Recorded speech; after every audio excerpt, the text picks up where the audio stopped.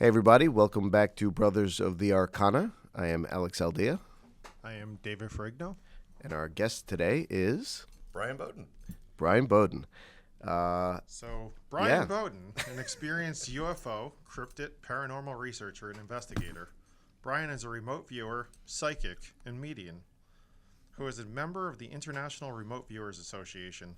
Since 1977, Bryan traveled the world in pursuit of the truth. His experiences in the paranormal realm cover the gambit of the goblin universe, from encounters with Sasquatch, Dogman, mystical beasts, spirits, and several UFO experiences, each being the driving force in his quest for more knowledge and ultimately answers. Bryan is the founder and director of the New York State UFO Project, New York State Sasquatch Organization, and the New York State Dogman Project. Bryan is the Region 5 director of the North American Dogman Project and is the North American correspondent for Outer Limits magazine. He is the co-host of Inside the Goblin Universe Radio and creator and co-host of the critically acclaimed Beyond the Realm radio show. He is a published author, musician, and artist. That was very well done. And breathe. And There here we we go. are. Perfect. Yeah, it's a long bio, and I just do what I do. You do. You do what I do you what do. I do. That's it. You go with your bad self. And I was with one of your guests the other day. We're on an outing, golf outing. okay, so you were with Eric Mattson from Yeah. our first podcast episode, Fellow brother. which we're super psyched to have. Oh, that was a great episode. We've gotten great feedback on that, by the way. You That's get been- really, really great. I haven't put my comments in because I just finished watching it last night. Having a couple of kids kills you with that, but it really was a great episode. Really Thank you. informative. Thank you very And much. You guys did.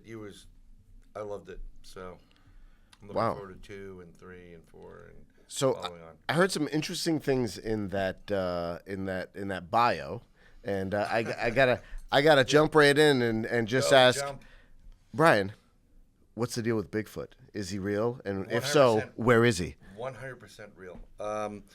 Growing up, I grew up where it was the Pacific Northwest. Oh, The Patty film, right? Which is, there are people debating, oh, it's fake, it's a costume. You can't, you know the movie business. We didn't have the technology to do that type of silicone-based costuming where you can actually see the muscle mass movement. Okay? So I believe Patty is 100% real. I believe the film is 100% real. And when you're growing up on the East Coast, there's you get the In Search Of and all these shows. There wasn't that much stuff out like there is today. Like like there's Ghost Hunters and Expedition Bigfoot and whatever. So I said, Pacific Northwest.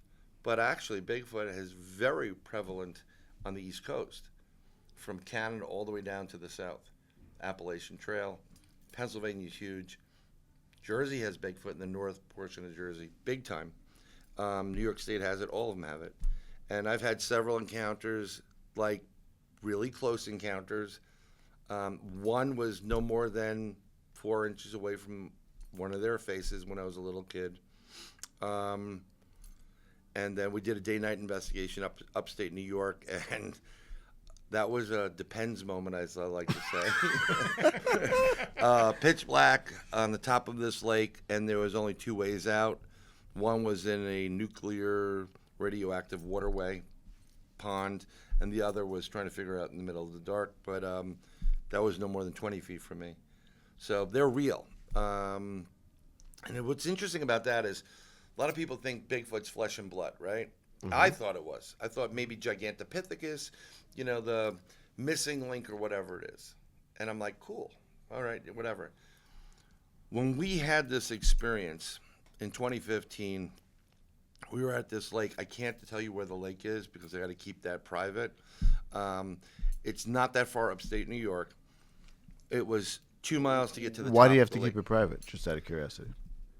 It's one of our favorite spots to go. Oh, okay. And when you reveal too much stuff, it gets bombarded by people and they do foolish things. I see. So I'm not only there for answers, I'm there to preserve whatever this creature is. I don't want any harm to come to it. I don't feel, it's still an 8, 9, 10, 12 foot giant of a bipedal. Sorry about my ringing on my bracelets right here. Bipedal cryptid. And to give you an idea of how you should be fearful of it, when Michael Jackson had Bubbles the chimp, which was small, that chimpanzee at the age he had it could rip your head right out of your body. Whoa. It has the strength of over 10 men. So take that and multiply it to 9 feet tall or higher, even 7 feet, and imagine what it can do. Sure. There are reports of Bigfoot ripping the head off of a bull, and I mean, there's just some crazy stuff out there. But in this experience, and I'll keep this hand down so I don't ding, ding, ding. Sorry about that. Because Alex is looking at me like, take the freaking things off, which I can. We walked in, we hiked in. There's 2 ways around this lake. It's 2 miles to the top of it where we were. One is a decent trail. The other one's a goat trail. You're not getting through it.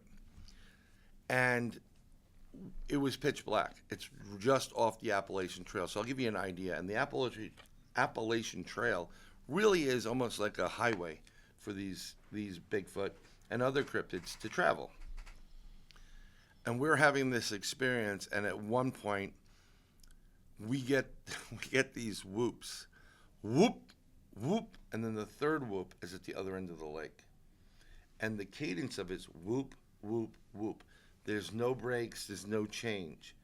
And in order for that thing to go from point A to point B, 2 miles at the other end of the lake, that's when my past history of studying physics and astrophysics and astronomy comes in and go, the only way you can do that is if you open up a portal, step into it, and come out where you want. Now, hang on. How did you know there weren't just 3 of them? Oh, there was more than this Bigfoot that Right. was here. It was, let's use some demos. We're at the top of the lake, okay? And I didn't get that. Thank you. Try again. No, thank you, Siri. So we're at the top of the lake. There she goes. Around here, okay? And at this part of the lake, it kind of like gets a little bit tighter. Mm-hmm. And there's, that's probably about 100 yards away from us. We're hearing rock knocks over there. So we hear some rock knocks closer to us on the opposite where we are. Then we start hearing tree knocks. And all while this is taking place, there's this tremendous amount of pressure building in the air. Mm. And some will say, oh, it's infrasound. And it very well could be. But it felt like, have you ever been out in the summer and you felt the rain was coming? Negative ions, you can feel the pressure building. That's what it was like. It was unnerving. Excuse me. And it just got intense and more intense. And tree knock. We weren't moving. There was me. 10 feet next to me was my friend Al. Then from us was my another friend Bill. And at one point, we didn't move. Mm-hmm. Excuse me. So before we got the whoops, where Bill was sitting, we heard something heavy and felt it walking on the leaves. Kind of like I've been to places where they had carnivals or circus outdoors and you can feel the elephants walking. Mm-hmm. The next thing you know, we get a bluff charge. Bill gets up. He's running, pitch black. My buddy grabs him, stay in your ground. I go to his right, and all I have is a machete. I don't have a gun license in New York State. So I pull out the machete. I'm ready to go. It's fight or flight. So we turn on the lights. Nothing comes forward. We investigate it. I mean, it was literally right next to us. You go sit down again. We get the whoops. We get a tree knock and a rock knock. Then we get a whoop, whoop, whoop, whoop. That, in my opinion, was a scout, the main one that was there. There's 3 of them, because there was 3 of us. Take the long way home. They're not moving. And the reason why I say it went in, some people say, well, how come there wasn't another one at the other end of the lake? And I'm like, I'm telling you, where this was and the trees and you could not move over there. Hmm. So I felt there was a family coming over. And they were like, is it safe to go? Because they knew we were there, because they can smell you. And he said, no, they're not moving. Take the long way home. And he went whoop, whoop, and went down to the end. the lake. Oh, so you're saying you guys weren't prepared to move at that point? Oh, They we weren't figured moving. that, and then they were going to go We around. were you. not moving whatsoever. We were we're there to investigate this. There's a lot of reports of high strangeness in this area. One of the guys there lives close by. He's had other encounters with coyotes and Sasquatch-based type of stuff. There's the quintessential tree bands, stars, inverted stars, in-ground stars. There's a whole bunch of things that literally point to Bigfoot being there. So, based on your research and experiences, how many of these Bigfoots would you say are in existence? Big feet. Big feet. Big feet, And Bigfoot, big feet. to your other point, are these interdimensional beings? Are they actually crossing planes, or are they here with us at all times? So I think these creatures have been in existence since the beginning of time. I think they reside both interdimensionally as well as flesh and blood. They have the ability to almost active camouflage themselves. And I'll explain. Let's get into it, because you're gonna have to understand it. Because some people they call this woo, what I'm talking about, and it's not woo. It's basically science. We haven't gotten up to it. And there's a friend of mine, Ron Moorhead. He did the Sierra sounds, and the closest thing to those whoops is what he recorded in the 70s, up in the Pacific Northwest. Okay. When people have Bigfoot encounters, they always get the fuzzy image, right? Or they get unless they're using real film, there's an importance between real and digital. Mm-hmm. These creatures have an ability to change their physical and molecular shape. And in the conversion process, they draw energy from the atmosphere where they are. Or if you're out in the woods and you got your camera and your cell phone, they'll draw it right from it. They convert their energy into a different form. Now, a lot of times there's lights associated with Bigfoot. Oh, there was UFOs. There was this red orb. And no, what you're seeing is the physical Bigfoot changing into an electronic form of an orb or a light. And a lot of times you'll see a spark before that happens, because when you convert energy from one to another source, there's always a spark off. And then once they're in that form of light or the molecular structure where they're kind of glowing off of that, then they can actually go interdimensional from that point. Let me just take it back for a second here. So Sure. There's a couple of theories about Bigfoot, right? So you say he's been here since the beginning of time. Oh yeah, I believe so. One of the possibilities was that, and if you buy the whole Zachariah Sitchin Anunnaki myth, which we Right. can get into We'll get into later, that. yeah. So that it could have said that we would have all been big feet had not some of us been uplifted by the Anunnaki and turned into Cro-Magnon man and Homo erectus and all of that kind of stuff.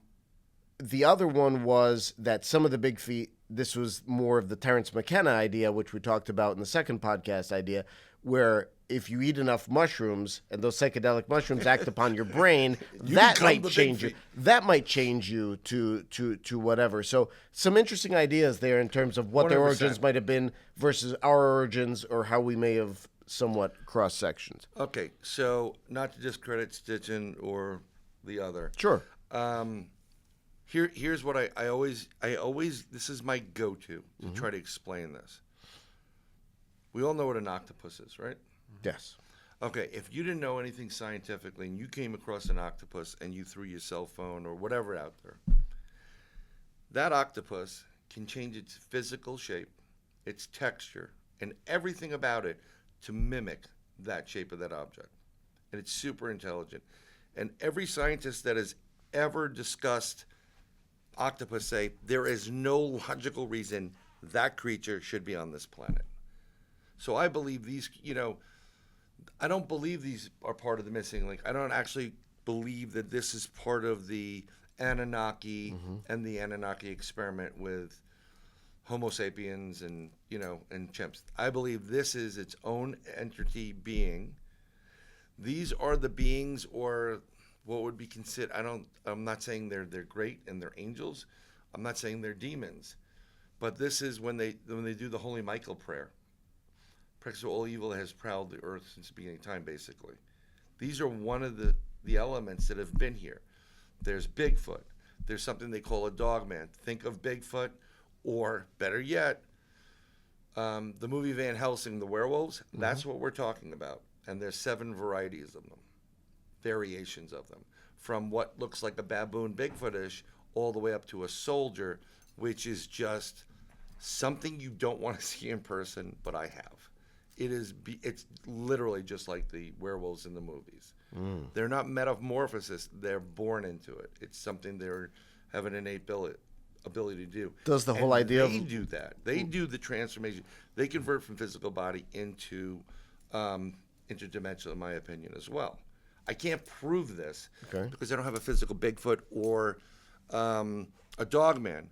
But I will guarantee, and I'm not like your previous guest Eric with an NDA or whatever, but I've talked to people who have texted me and contacted me from 000, 000, and 4 more zeros. And they are like, I'm not telling you who I am, but we have these things. And the U.S. government has been working with them, Bigfoot, Dogman, other strange cryptids, because not only the brute strength of this creature and the ability to rip you to shreds, but the ability to do active camouflage like the predator, because when you can molecularly change yourself, you can camouflage yourself. And you draw energy off of it. They want to know how you're doing it. And I will guarantee you there is a ton of them in these labs. And some old guy's like, yeah, Bigfoots exist. I got 3 of them in my lab. But do people treat these things, number one, as animals? In other words, are they, obviously they're sentient, but can they speak? Can they communicate on any particular level with us? Or Okay, so again, let's go back to the Sierra Sounds. Ron Moorhead. I don't know what that is, so can you fill Ron us in? Moorhead is a gentleman out of the West Coast. The Sierra Sounds was recorded at like a hunting camping site way up high in the Sierras. Okay? You have to take a horse there. It's a couple-day journey by horse. You're not getting up there without it. And there was a 27-inch footprint there. I mean, 27-inch print of your foot. Okay? That's pretty big. I mean, you're talking about a 7, 8, 9 foot creature. And that's bigger than your foot. Exactly. Yeah, absolutely. So someone I knew very well was Daryl Dawkins, Chocolate Thunder from Philadelphia 76ers. He had a huge foot. It's bigger than him. And Daryl was close to 7 feet tall.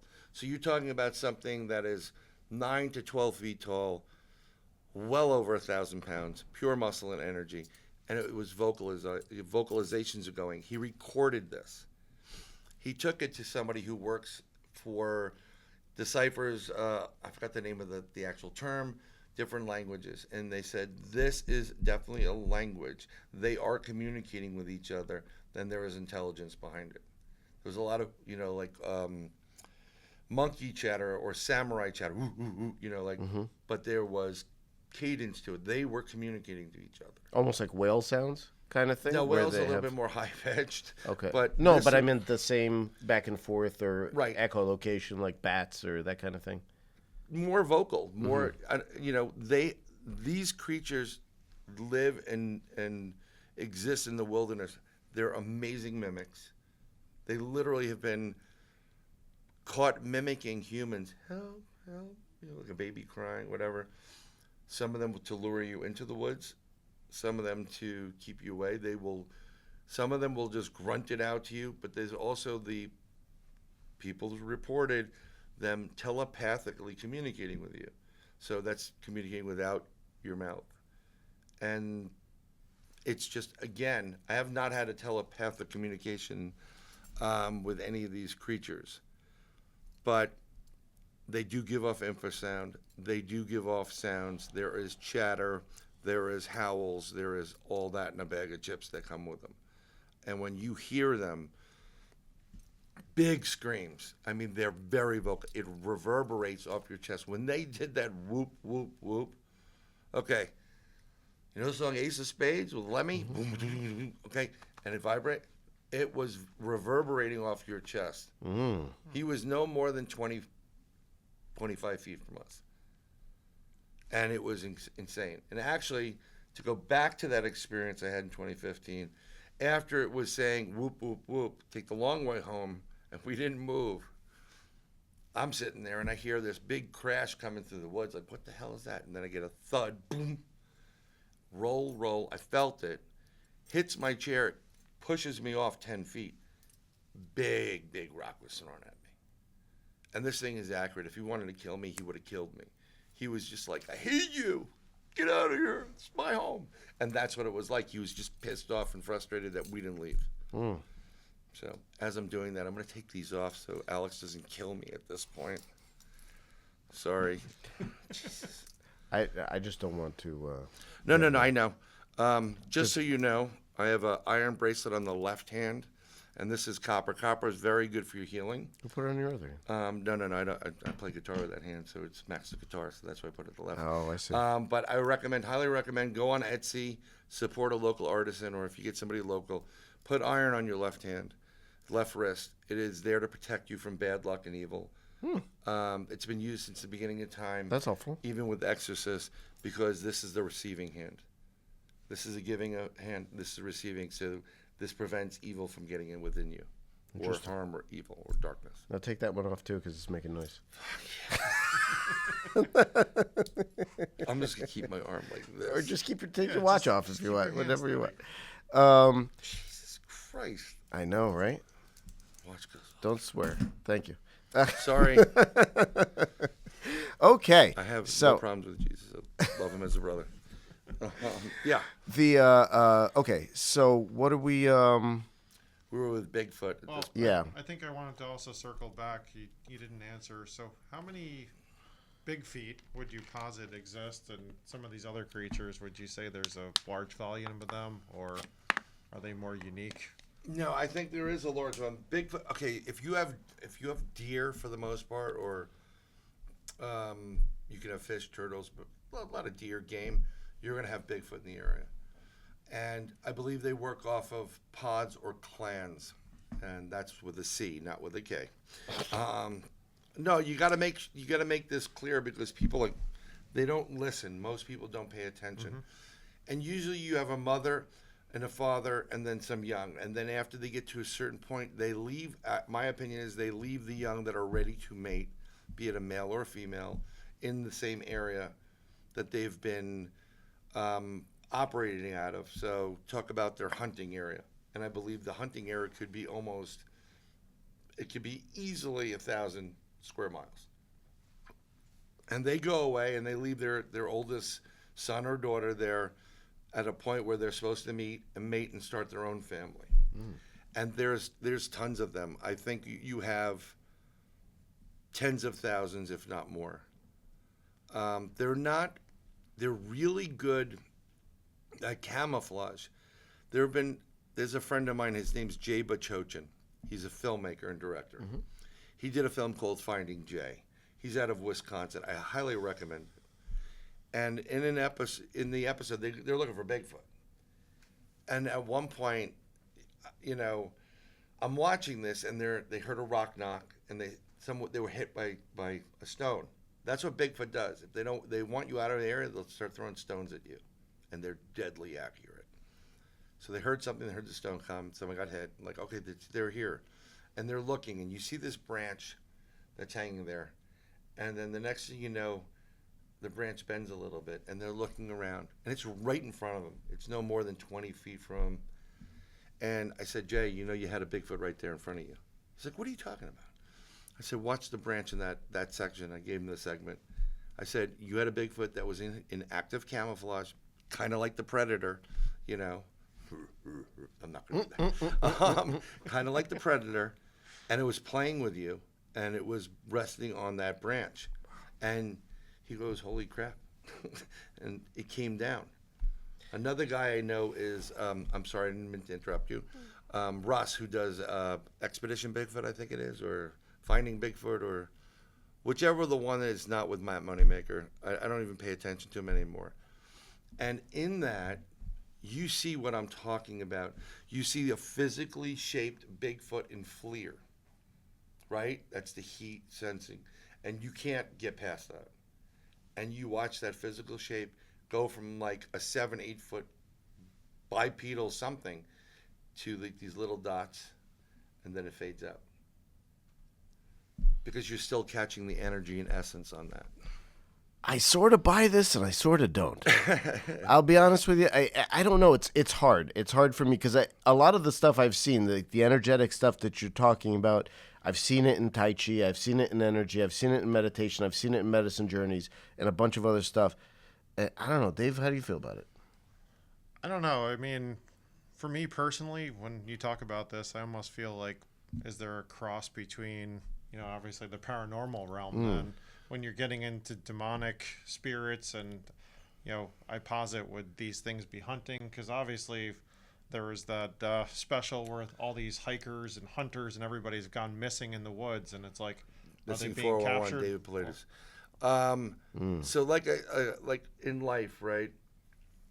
You have good people, majority hopefully good people, and then you always have bad people. Okay, in this community, you have creatures that are just, they're good, they're fine, they're just doing their thing. Leave us the hell alone. We're gonna stay away from you. They know about man. They know how violent we are. They know we carry guns. They don't really want to have an interaction with you, but because they can sense your energy and your aura, which you give off the vibration frequency, they know if you're good, bad, or indifferent and what you are. They know what you're up to. The minute you pull into their area and you're going out for a hike, like I could take you to a place. I'm more than happy to take you guys. Oh, I'd love to go. And yeah, we'll figure out a date or time we'll go up. No doubt. We have to park a while away because we can't get caught in the place because it closes at dusk, but you can be on the Appalachian Trail. And they know when you're coming in there, oh, they're good. Their energy, their chi, their whatever you want to call it is good. Then you have a couple of them that are just not nice and very vicious. And just think of it this way. If you have a teenage kid, boy or girl, I'm gonna go with the boys. I remember what I was like. You're at that age where they're leaving you behind, and you gotta, I gotta copulate and whatever. They're gonna be a lot more aggressive, and there are gonna be some that do take people, and they're gonna be there's even talk about, we'll call it cannibalism to a certain degree because we don't know if they're part human or not. People do go missing. Wait, do they take people to copulate with or to eat? All the above. Okay. Oh, Not, I mean, but I'm just saying it's not all the time. There's some other stuff weird that's going on with 411. There's UFOs involved in it. So we're going to talk about that too. Right. So there are some nasty ones out there that will go after you. I mean, my first experience was in summer camp, northeastern Connecticut, about the 78, 9 era. And I woke up, I smelled like skunk. I'm used to it, summer camp. Lights are out in the bunk, and I'm like, okay, my counselors are back from town. And I'm about to get up to go to the bathroom, and there's a big window 3 feet by 3 feet by me. I'm on the double decker. And I see this, looks like a giant gorilla in my window, and it's doing this. It's looking around. And you can see the brow and the nose, and dark eyes, pitch black eyes. And I'm like, what the hell is that? So I quickly lay down and I just move. I don't move. But after about 45 minutes, I'm like, I'm either going to pee on Billy Carmen, who's below me, or I got to get to that restroom. So I pull my feet back very slowly, and I eventually slide down, and I do a dog crawl all the way to the restroom, passing the door that's right next to that window. And I'm praying to God this thing doesn't open the door. Go into the restroom, and whatever, come back, it's gone. That head was no more than, and I kid you not, that far away from me. But it was in shadow enough, about 3 in the morning, because you can see the clock. That was a giant head. Now, me being a kid around that time, I forgot how old I was, very, very young. I'm like, I'm not thinking Bigfoot here. Bigfoot's Pacific Northwest. That's what Leonard Nimoy said with the turtleneck on, right? Right. So, bunch of years back, I said, you know what? Let me go take a look. So, right next to my camp is a lake called Crystal Lake. Wait, in Jersey? No, it's in Connecticut. Oh, in Connecticut. Everybody knows Crystal Lake. Yes. Camp Crystal Lake. Right. Right. Because the people that made that movie, Friday the 13th, came to my camp to make it. Mm-hmm. And my camp owner said, no, we don't want the bad press. Stupid. They could have paid for a lot. Bad mistake on their part. So they went down to another camp in Connecticut. Okay? I thought Friday the 13th was filmed in Jersey. No. Interesting. I think in Kent, Connecticut, or by Camp Kenmont or Kent or something to that Okay. effect. Well, whatever. So the whole point is that lake, which butts up against my camp, is no more than 200 yards from the entrance of my camp. There's some woods that go there. It's a reservoir. Mm-hmm. So I look up on the internet, Bigfoot sightings, northwestern Connecticut. The same year I had my sighting in that bunk, there were 3 sightings in the area, 2 of which were taken right there at that lake off the road. 2 different people saw a bipedal hairy man cryptid, or a wild man, because that's what they used to call him over there. And on the opposite side of the mountain where my camp is a dam for the Mad River. It's a makeout spot. And a couple was there doing their thing, and they said they saw an 8-foot hairy wild man go past their car, and they got the hell out of there. Wow. So that just validated what I'm saying.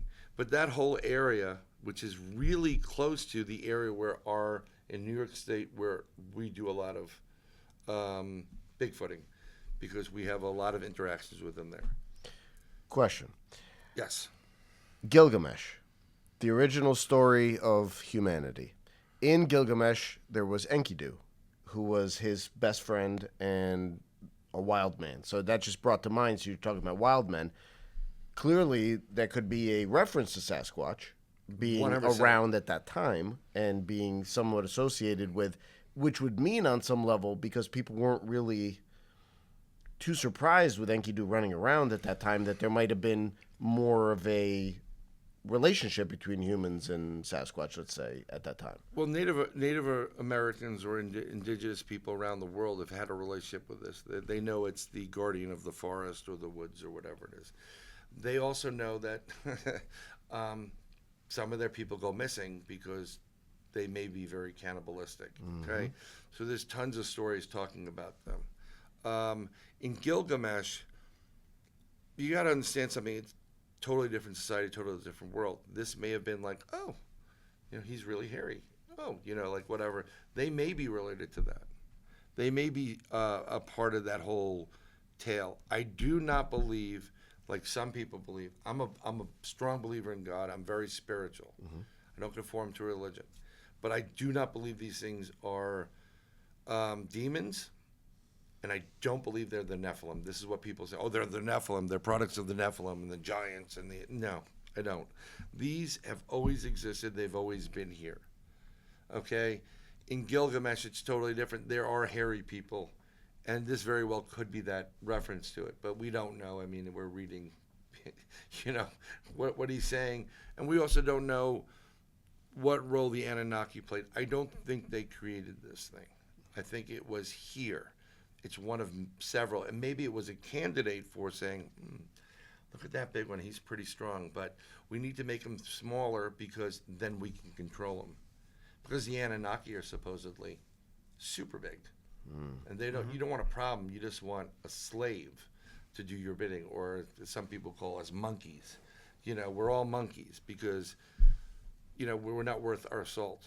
We're just supposed to do it. But getting, when you were saying the demons, that's what I wanted to say. I don't believe they are. Just as much as I don't believe an octopus is a demon because it can change into like some devilish thing. One thing you may have missed, whenever everybody says demons and evil and whatever, people miss the Jinn. Right. Where you get the Genies from. The Jinn have been on the earth long time. Okay, so that's a great point. Let's transition away Sure. from Bigfoot and dig more into some of this more paranormal Right. / spiritual stuff. So what is the Jinn? How long have they been here? What do they want? And I don't know personally how long the what's Jinn their favorite color? I don't know. Okay. Jinn are genies. When they say genie in a bottle, they're talking about the Jinn. They were used to build the temple. They had the ring as above, so below, the Star of David, and they were commanded. Solomon to build the temple. God literally gave him control over the jinn. They hate us. They hate humans. They will not bow down to us. When God created light and the universe, man is who's my favorite. Everybody else piss off. So the jinn were driven out and underground. Genies, they have the ability to transmorph. They have the ability to make you sick, ill. They have the ability to look like demons and act like demons and scare the hell out of you. They're manipulators, but they're their own group throughout. And in the Arabic culture, they're huge. No one wants to talk to them. No one wants to have anything to do with them. They don't even mention the name because they fear that it brings it to you. So they've been here for thousands, if not millennia. That's what it is. A lot more in the Middle East with dealing with them, but they're all over the world, but they do concentrate in that one area. I mean, some of these Bigfoot recitings could very well be jinn. Some of these, everybody's like in the paranormal, right? You have ghost hunting, like, oh, it's demonic. It's totally demonic. Well, I can tell you something. One, I do not do anything demonic, well above my pay grade. I am not prepared for any of that stuff. I don't know if you guys are. I don't know if you continue to do that or if you have done it. Yeah, within the paranormal realm, recently I actually did a house cleansing for a fellow brother. I won't mention names, but right. Initially we thought it could be demonic, but it turned out to be a jinn. There was actually a dream catcher in my son's bedroom that was a portal that was bringing everything in there. It was quite interesting, but from that perspective, originally we felt it might be demonic, but when we got there... Because they want you out. That jinn wanted you, like, get out. This is my place. Yeah, and if you think about this, right? So you live where you live, right? When the person that lived there before you comes in and goes, I built this place. Get the hell out. That's why some of these ghosts that pass away are like, what are you doing in my house? Sometimes people don't realize they passed away. Right, they're still attached. Right, or they go back to what they know. So you there had something that felt a little bit more demonic, but you find out later on it's the jinn pretending to do whatever to scare the hell out of you to get you out.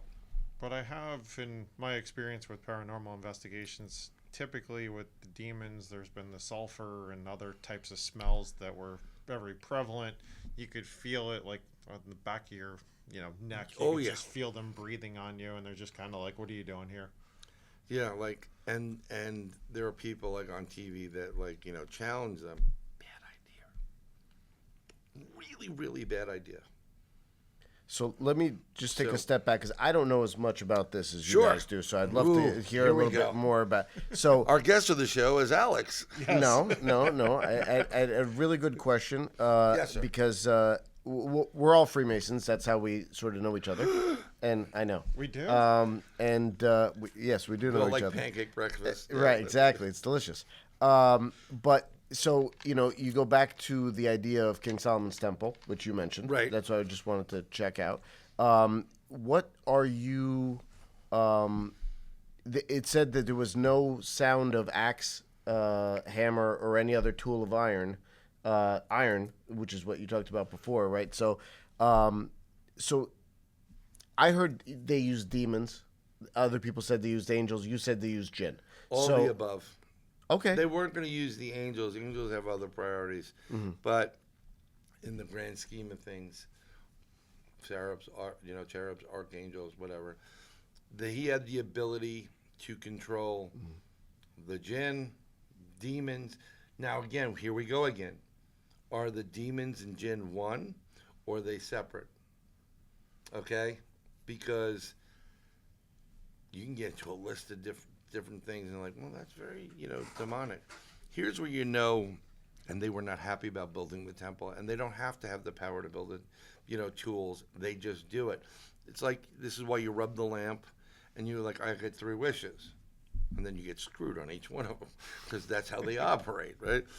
So they have the ability to just make it happen. And they're being forced to do it. So how happy do you think these jinn are, or the demons are, that like, who the hell is this, and how are they doing this to me?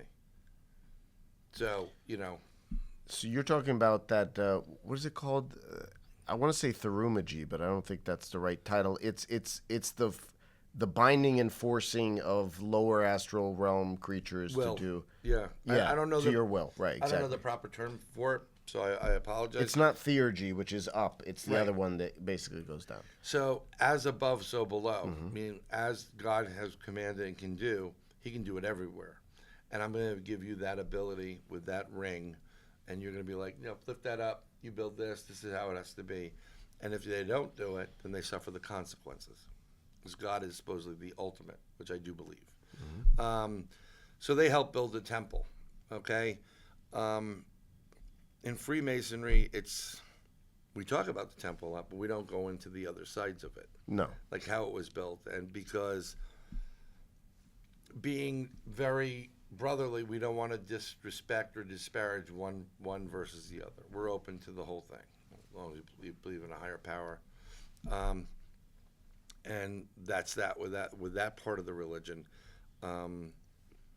But the Jinn are really, really weird. I've heard many reports. I do cleansings. I do house cleansings for people. I do a ton of different things. People will catch me I'll interpret dreams for people. And the way I operate, I get it in my head, like it plays out, and I know it that I know it. I know what my name is. I know how to spell it. I know what what colors are. It's just, I know it. I can't, it's intuitive. And when I get a feeling like, yeah, this is not good, and I'll call up somebody who can handle it. And there are plenty of people that are, I was going to say dumb enough to go in there and do it, but I don't want to disrespect people that do this stuff. Well, I think it's really, some folks have modalities that they can handle that type of yeah. realm. And because of that, that's who you're calling in. And it's not to say it doesn't diminish your skill set. It's just just, I know, you got to know your place in life. When you're having a heart attack, do you want a plumber or do you want a heart surgeon? I mean, they're both working on plumbing, but I prefer to have the heart guy there to do the work. Smaller tools. Than the guy with the bigger tools and the crack. It's like, oh, God. Yeah, you're almost finished. I'm roto-rooting it. That'll give you a heart attack in and of itself. Oh right? my God, yeah. So again, I don't like to do it. I have kids. I can't bring that stuff home. I can't bring attachments home. And there's a lot of times, and Dave, you'll know this. You can go into a place, and I've been with so many people that don't protect themselves before going in. Oh yeah. And then they go home and I've been fighting with my wife ever since. I'm like, well, guess what? You have an attachment. I'll give you our ritual, right? And I used to, I usually go in a pair. So I usually go with my friend Al. And this is what we do beforehand. We sage everything. We sage ourselves. We sage our equipment. And then I say a traveling prayer. We do a couple ohms. He does the Our Father. And then he goes out and he takes the holy oil out.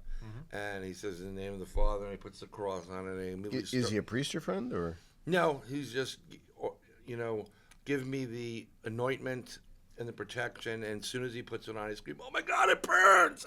He's like, could you stop? Because I have to play around with him. Yeah, of course. And we go through that, and nothing but love and light.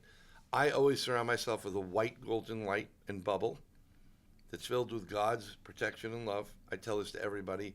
And on the outside of the bubble, it is made up of mirror. So I can see through, but you can't see it. And that's how I try to travel. I highly recommend that with everybody. Always ask God for protection. Whoever your God is, if it's Jesus, if it's Buddha, if it's all, just surround yourself with that. And that gives you protection. And then once we do the investigation, we sage again. So why sage and not Palo Santo or frankincense or anything else? Well, we do it all. But sage is just so much easier. Yeah. Palo Santo, I love. It's a pain in the ass to light. It is. Does not stay lit. Because I think the demon's like, oh God, they're getting the Palo Santo out. Let's go. And they're blowing it. Come on. And you get a cigar. Literally, if I did a cartoon, you would see and then there's a demon come out. We use sage. We created something called Agua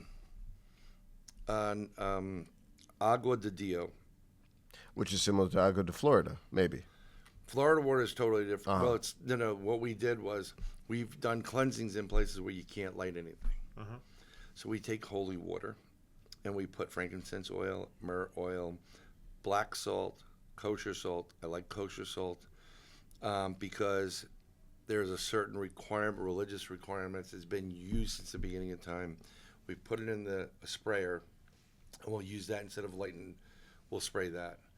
And it's a great thing. You can just put your label on and say, here, if you ever have a problem or whatever, just spray a little bit. Kind of like Florida water, where it's enhanced as a protector. And that's why we just use sage. It's just readily available. We always have it, and and we use it.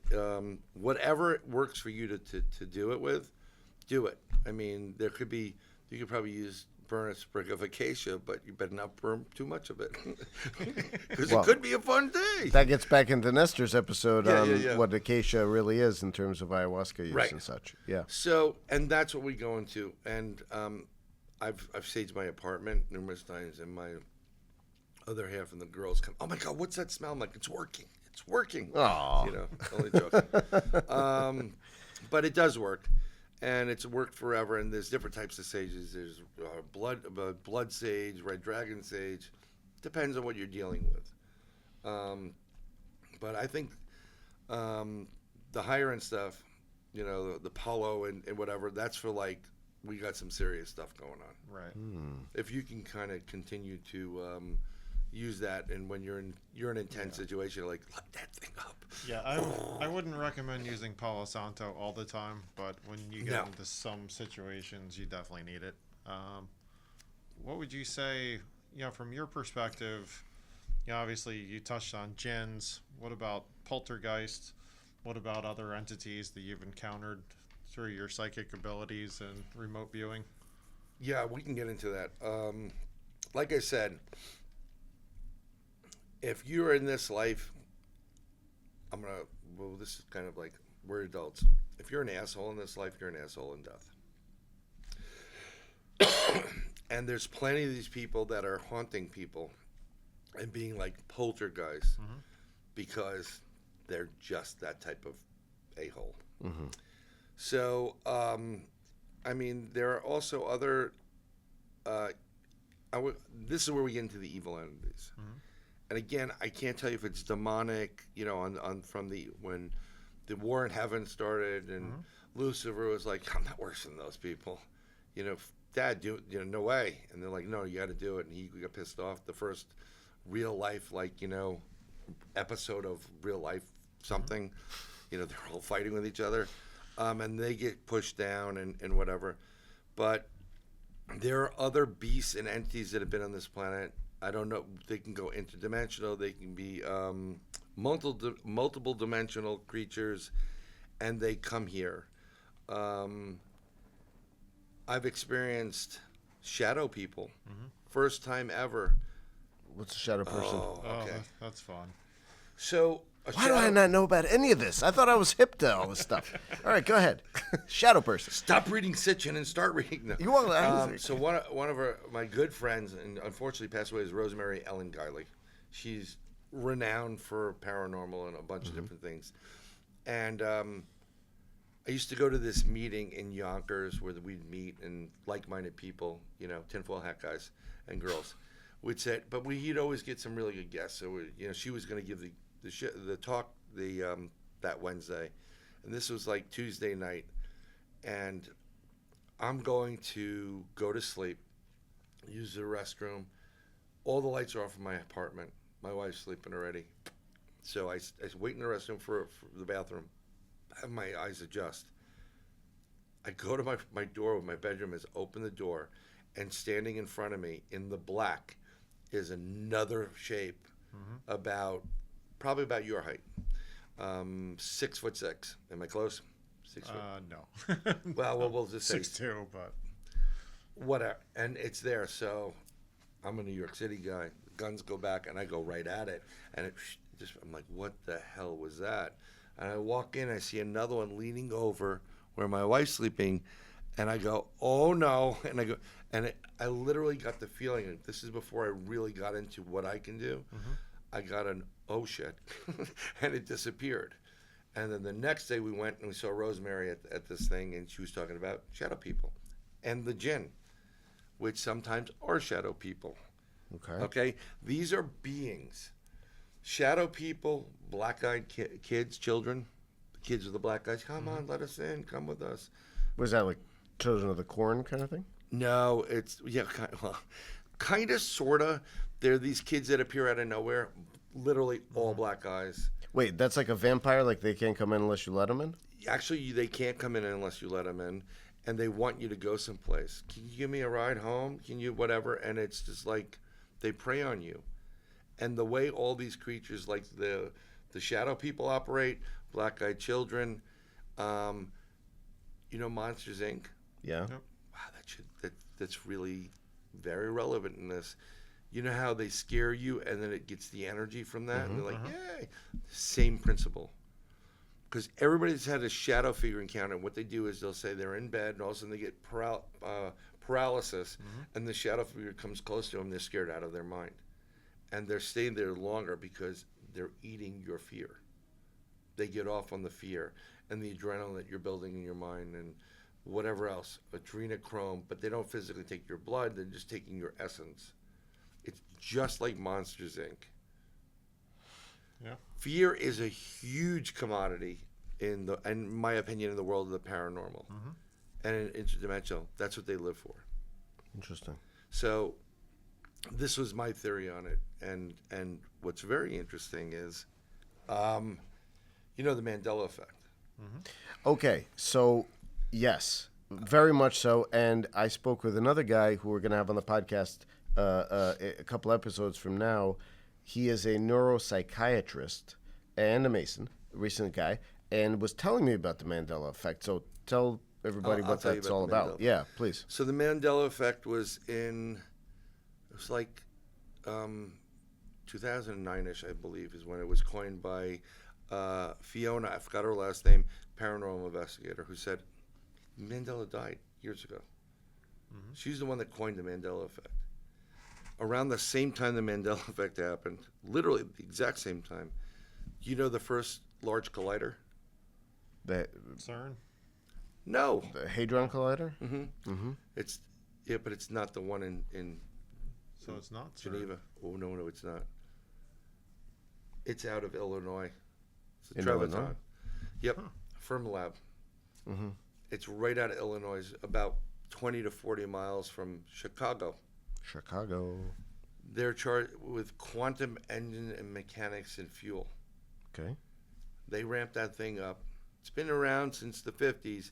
They really started to use it and ramp it up in around the early 2000s. And as fast as they ramped it up, they shut it down pretty damn quick. Something happened. What? Well, this is my theory. So when you start colliding and you start playing with things you do not know, okay? Oh, let's use these cigars as an example. Oh. This is our timeline. And right next to it is another timeline. And what happened is, and then there's another and another, there's so many different timelines. You were talking with Eric about it, multiple timelines. Sure. Okay, and every timeline, like we're talking about it here. In another timeline, there's same us, but we're talking not about paranormal. We're talking about, you think humans should live? Something different. So what happened is, when that collider went on and they did something, they boomed like a big bang boom. And they took our timeline and broke it. I'm not going to break the cigar because it's too expensive, all right? And then when they shut it down and the timeline joined back, these two timelines that are next to each other, this is our timeline, and now this is the other timeline. So we got from one point to the point where they broke it. That's what I remember. And the reason why we don't see the cornucopia in here is because we got the tail end of this timeline, and in this timeline over here, they got ours. How the hell did we get a cornucopia on the Fruit of the Looms? Now it's flipped. So we got half of one and half of another.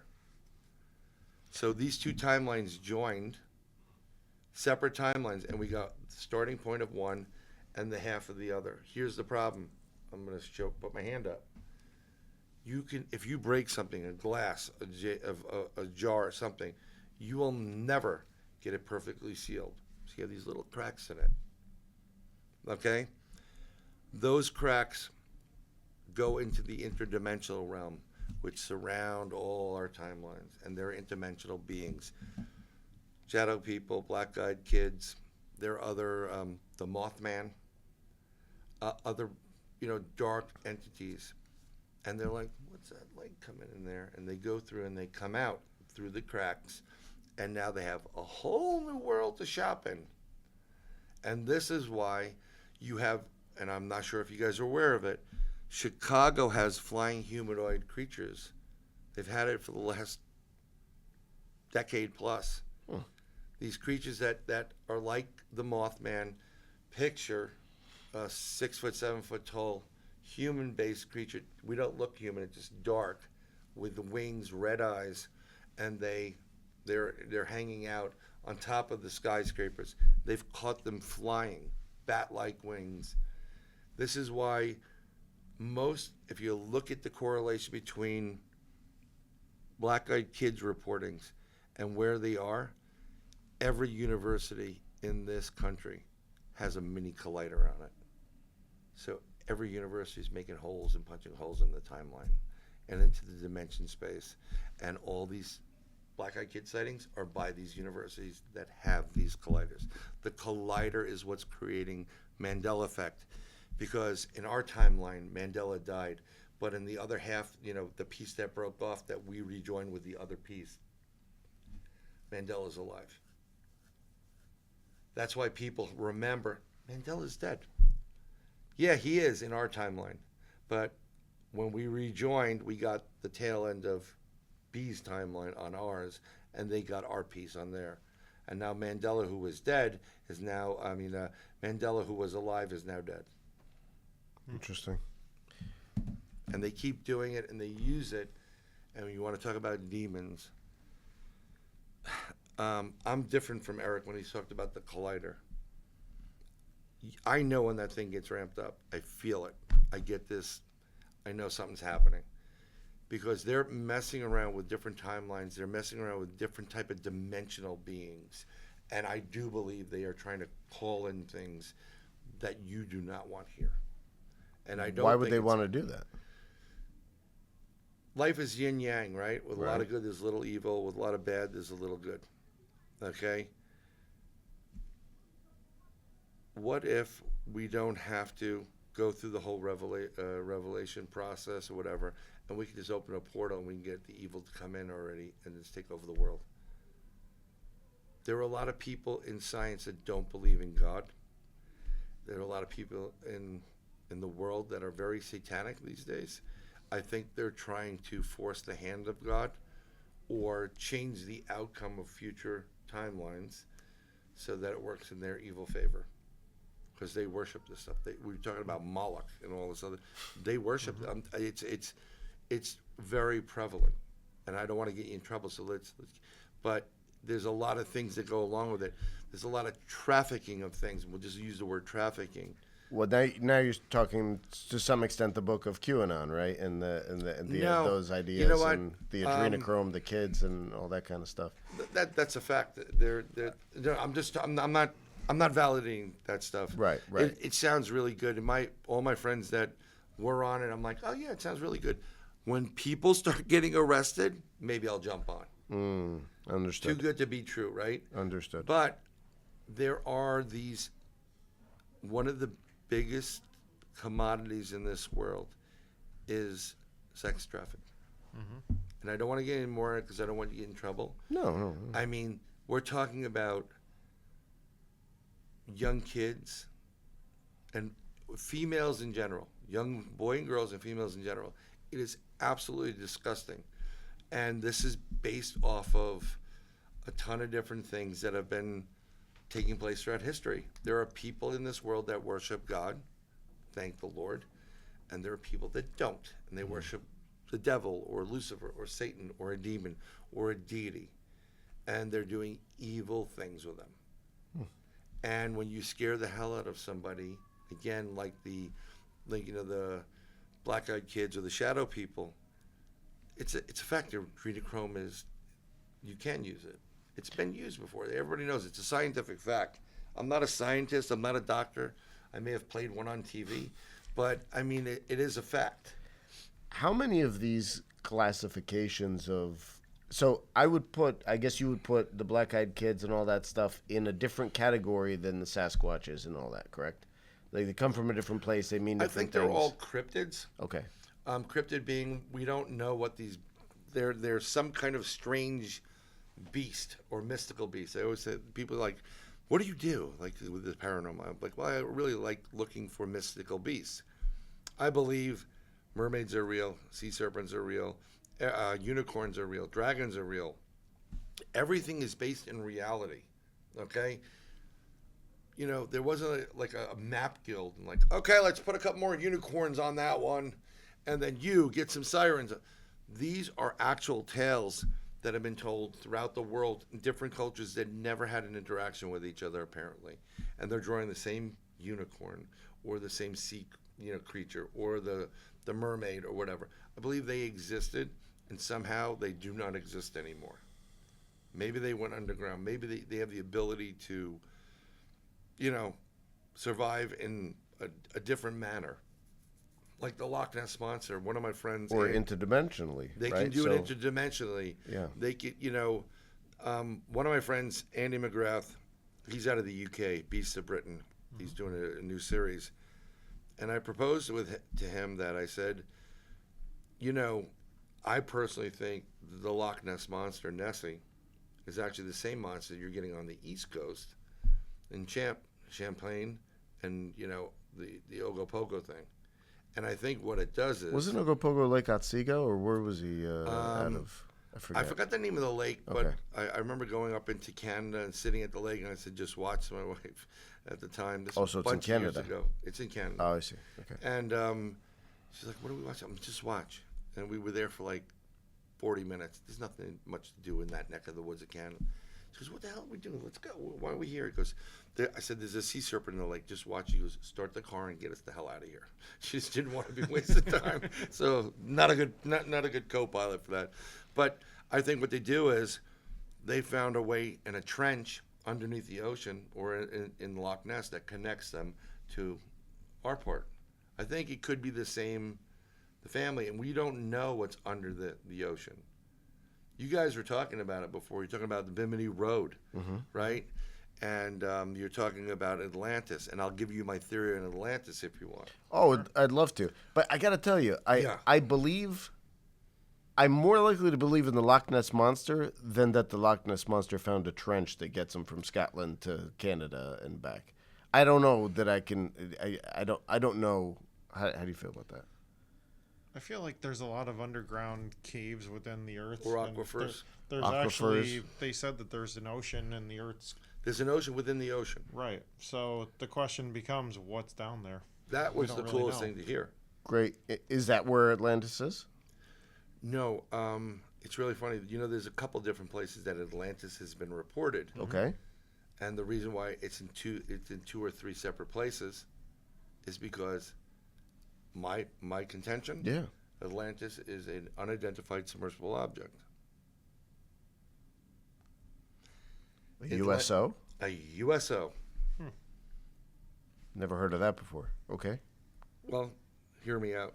Please do. So if you have a race, okay, so there's multiple races of extraterrestrials. Eric was talking about silicon base, okay? There's more than that. So you have ones that are on the insectoid side. You have the Pleiadians, the beautiful people. You have the Nordics. You have ones that look like literally Chewbacca or a Bigfoot. But they're not Bigfoot. different than... They're different than Bigfoot. I mean, you have ones that looks like a spider, okay? There are multiple different ones. Interdimensional, extraterrestrial, interstellar, underground, have been here. Light beings, I mean, there's a variety of them, okay? they kind of like, everybody talks about this galactic federation. I don't believe that there's a table with all these different looking creatures or aliens going, and saying, okay, before we discuss Earth, who wants Chinese and who wants pizza? Raise your. I don't believe it. I do not believe it. I love Deep Space Nine. Thought it was a great show. Also a fan. Right. Each species is here because there are certain materials on our planet they need. Right? But more importantly, each one of those species that come here, their species has been almost annihilated. They've destroyed their planet. They've destroyed their bloodline. They cannot replicate. They're sterile. This is why we have the breeding program. We have a certain part, we have a junk portion of our DNA. Okay? We're not getting into double or triple helix, but it's really interesting when Eric was talking about, I've seen the glyph. I knew exactly what he was talking about, the binary and what was sent out on the Voyager as well. Same information. Okay? We are like the ultimate building block for recreating a race. So let's say, and you did this in science class, this is what's crazy, why people just don't get it. They come here. I'm going to use grays as an example, but there's a couple different ones. There's the little grays, which are extraterrestrial biological entities, meaning clones. They're dumb as rocks. They're about an 80 IQ, and they're the ones that crash all the ships because they're the ones flying them. Then you have the. Why would they let them fly the ships? Because it's like a drone. It's kind of like, I'm going to say it's a Tesla, and they just stop in the middle of the road because their programming sucks. All right, they're having problems with that. Artificial intelligence, biological extraterrestrial entity, go get the body, and they have the ability through the genetics to morph through anything that's material, because once you can change a molecular structure, and I think we have the ability to do that. That gets into vibrating a different frequency, and you'll be able to, the walk on water thing, go through solid steel. If you can do it with your conscious, I'm telling you, if we started using more of our brain, we'd be like, wow, I just walked right through the bank vault, took what I wanted. That's how good it would be. So that's what those little guys are. But the taller ones are the ambassadors, okay? There's a video, we're getting into this. There's a video I received via text message from that all zero number. It said USG. Bring it up. I'll bring up the video I'm talking about in 2 seconds. Hold on. This is a new phone. This is on an old one. But New phone. Who dis? Who dis? Yo, what's up? Who dis? All the zeros. All the zeros. I've actually posted it several times. Okay. It's a video. Maybe you send us the link to it. We could post it. Yeah. I'll send you the link to it. It's a quick video. Cool. It's make the rounds recently. I got this way back in 2013 or 14. Okay, it was definitely a Latin gentleman talking to a tall gray. It's a great video. I had it for almost a decade before and now it's making the rounds again. So it's not a deep fake. It's not. No. Okay. No. And I'm like, holy crap, and I didn't post it. And, but those tall grays are the ambassadors. They're the ones that are making deals with people like, yeah, okay, well, you let us do this. And these are the ones that made deals with Eisenhower. Like, you let us abduct a couple people, give you some reverse engine Yugo parts. Because they gave us, that's what basically they did. They're like, yeah, we'll give you an old craft. So they gave us a Yugo while they had a Lambo. And like, we're elevated technology-wise now, but we weren't where they were. They're not stupid enough to give us that. They know what we do. We blow shit up. We created the atomic bomb. We're going to kill people. So, like, don't give them the good stuff. Just give them the Yugo. And then we reverse engineered things. The U.S. The U.S. is at least 200 years ahead technology-wise everybody else on the planet. And we will never admit to it because we don't have to. It's a national security issue. And why would you tell your enemies what you have, right? I wouldn't. So that's the whole disclosure thing on the UFO thing. And disclosure happened for the UFOs, just in case you know, in 1977 with the release of Close Encounters of the Third Kind, because Dr. J. Allen Hynek, who was in charge of Blue Book, literally was in that movie when the crab came down to the mountain and he took his pipe out, didn't have to say anything, did not have to violate his NDA. He was right there when it happened. That's real disclosure. And if you need somebody to say, UFOs are real, you have other issues. They're real. So they use, let's give you one more second. Mm-hmm. So they use these humans, they abduct them, mm-hmm. man and female. So if you remember in bio class, if you have a chart, X, Y, X, Y. So when you take two different species, put them together, you get X, X, X, Y, Y, Y, Y, X, X. And eventually you'll have something that's all human, all extraterrestrial, and then half and half. And you can slowly breed out all the human, and now you just have extraterrestrial. What I was going to ask you was, talking about Close Encounters of the Yes, Third sir. Kind, obviously it seems like there's been a trend of the CE5 or the Close Encounters of the Fifth Kind. Do you want to speak to that a little bit? Sure. That's Dr. Stephen Greer's stuff, right? No, it's Dr. Hynek's stuff. Stephen Greer thinks he's... Okay. I'm not going to get into the cult of Greer. Okay, fair enough. People paying tons of money, and they're very militant about it. I'm like, he's the best. I'm like, no, we're good. I'm sure he's got something worthwhile to say for whatever. He's interesting, but he's no longer in the mix now. He's getting pissed off, and he's trying to come back. He was all about money. When I was doing our podcast Into the Goblin Universe, I tried to get Stephen Greer on the show. We weren't getting paid. He's like, well, I mean, they sent me like 400 pages of like questions, like, what's your audience like, whatever. How much is Mr. Greer going to get? I'm like, I'm not getting paid. You're not getting paid. Right. So the Close Encounter of the Fifth Kind, which is the CE5, it's the conscious encounter active.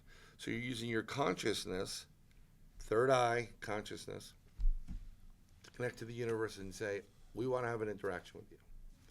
I do them all the time. And every time I've done it, I've even brought my oldest daughter one. And she was blown away. First time I did it publicly was up in Pine Bush, New York, a bunch of years ago, probably 4 or 5 years ago. Yeah, because it was a year prior to the COVID. And I was tired. We were there all day. We did 3 15-minute presentations, 3 half-an-hour presentations, 3-hour presentations. I was there since like 4 in the morning. I was really wiped out. My buddy Al, he just came off of like chemotherapy for cancer, and I'm like, we're sitting there eating pizza like, I hope nobody comes. But there was a nice couple that showed up, a mother and a daughter, and I was like, you know what, I'm going to do it for them. And we get to this field called in Alice Court in Pine Bush, New York, in the town of Crawford. And by the time we get there, there's like 75, 80 people there. Then we get called up from a friend of ours, one of which is Mark D'Antonio. He's an astrophysicist, he works for the Navy. He's on a lot of these shows. Like, where are you guys? We tell him where we are, and like 40 more people show up. Men, women, and children. So I get everybody to bring it down. I'm like, bring it down. Just bring it down a level. I know it's an exciting day, UFOs everywhere. And we're on acres upon acres of land. Then there's a little bit of a forest, and then it's like almost like an open field, like a lot of these places have baseball field and soccer field. So it's a complex, but it's dark. There's like 1 or 2 houses off this road, but that's about it. In the distance, we see 2 mountains. We know where the air traffic is. It's clear, it's hot. There's a little bit more of a haze in the air. And I was being interviewed by German TV because they wanted to make fun of all the UFO people. And I said, well, we're going to do a C5. You want to stay? No, I'm out. They left. So I bring everybody down, and you've got to get everybody on the same page. I want you to breathe for a little bit. And I'm doing this, not a meditation, but I'm like, breathe it out. Okay. I want you to use your mind to contact, say, hey, we just want to have an interact with you. Can you please come down if you hear us and make your presence known? We don't want to get hurt. We don't want you to get hurt. We just want to know that you're here. And we're all doing it. Now, my buddy Al is sitting next to me. He's kind of wiped out, but everybody's doing it, and everybody's really quiet. And at one point, I start hearing like hooting, like I thought it was kids, over in the baseball field, a bunch of acres away from us. You can kind of see it through the trees, making, it's Saturday night. There's nothing to do in this town. We're drinking and kicking cans. And I'm about to turn to my friend who's sitting next to me. I'm like, did you hear the hoot and hollering? Some guy gets up and goes, did you hear that owl? And I said, yeah, I was about to hear the hooting and hollering. And the next thing you know, above our heads, no more than 100 feet in the air, is a huge craft. And it's gunmetal black. And in the center is a huge white, like, dome. And you can see from its shadow, it's like an LED light where they're bright, but you can still look at it. And you can still see the outline of whatever is on the light. And you can see the hex pattern that's building up. And everybody's going nuts. Oh my God. So we signal it. It signals back. And now I start talking to it. I said, thank you for making your presence known. And I say this loudly. Can you please do us a favor? Can you go out to those mountains that are straight ahead? I pointed to it. And do a maneuver or two. And then, just to prove that you are who you are. This is a ginormous craft. I am kidding you. I would be kidding you if I didn't say it's anything less than 4 houses wide. Like big. This is huge. Unbelievably huge. At least 15-story building, and it's all black. So the craft blinks out, and you see this giant light, and it goes right out to the mountains. It goes and starts doing 90-degree turns in a split second. Then it comes back and it appears, and everybody's like, oh my God, they're applauding. And I'm like sitting there, and I do this. I investigate this stuff, and I'm like, holy crap. Because you So weirdly, I'm getting goosebumps when you're saying this. Let me the explain something to energetics you. are interesting. I'm able to do this, and I'll tell you the next one I did and whatever. If I can predict this, I can make a ton of money doing this. I mean, I'm going to bring extraterrestrials in. Let's go. Okay? And I'm even aghast when things, I'm like, wow. When you get a good EVP, you're like, oh, wow, this is great. So it goes out, and everybody's like, it becomes like a light. So my friend signals, it signals back. Another person signals a flashlight, it signals back. Then it disappears. I'm like, can you please come back one more time? I know, we don't want to take your time. Boom, it appears. I want to thank you very much. And everybody's like, we're saying like, thank you. And it disappears, and that's it. So people didn't even pay for this. But if they paid for it, you got your money's worth. The next day, there were dozens of people calling the town of Crawford's main event person. And she called up my friend. She goes, what the hell did you guys do last night? And we told them. And she was like, oh, my God. The chief of police was there. He saw it. I've tried to talk to that guy numerous times. He won't talk to me. But, wow, he won't talk to you. nope, he won't comment on it. Interesting. That man witnessed exactly what we witnessed. And tons of people, they used to comment like, dude, that was the greatest night ever. I mean, that was incredible. So that's the first CE5. You're using your conscience to do it. And everybody that was there was into it. No one was playing around. No one was monkeying around. No one was making jokes. No one was drinking or drunk. Key element, your intentions on these things is what matters. And you can use it. I have a protocol called Active Intelligent Encounter. Set your intentions. Release those intentions. We want to have an interaction with you. Spirit, we want to have an interaction with you. Bigfoot, we want to have an interaction and be that, feel that purity. And send your vibration, meditate before you go. Do this before you go into the field on an investigation, especially with ghost hunting. We don't want to be hurt. We don't want you to be hurt. We just want to know that you're here. I guarantee you 9 out of 10 times you're going to bring this in. You're going to have an experience. I did another one during the COVID event. Now, would this work in certain locations better than others? Is that relevant? I think it well, you do it in the city area. I mean, there's way too much traffic here. Although there's tons of reports now of UFOs in the area. There's tons coming in from Jersey, New York, Staten Island, Brooklyn, the Bronx, and people are seeing things. I prefer to go to an area which is a little bit darker, and you can see where the traffic is going, air traffic, so you know it's not just a plane. When we do this, I have an app that tells me the satellites, so I know that if there's a satellite in the area or a government-based one, wink, wink, because they come in, and there's one that's 3, looks like a red triangle, boom, and it comes down. Is that thing that Eric was talking about, where it's the That's a propulsion, TR-3B, yeah. propulsionless drive? No, those are 3 satellites, but there is what he's talking about is a TR-3B. It's a triangle. Anytime you see the triangle videos of a UFO, and it's usually like this with the center, that's ours. We reverse engineered it. That is our product. It's our product. That is not that is not an extraterrestrial being or extra dimensional or interdimensional.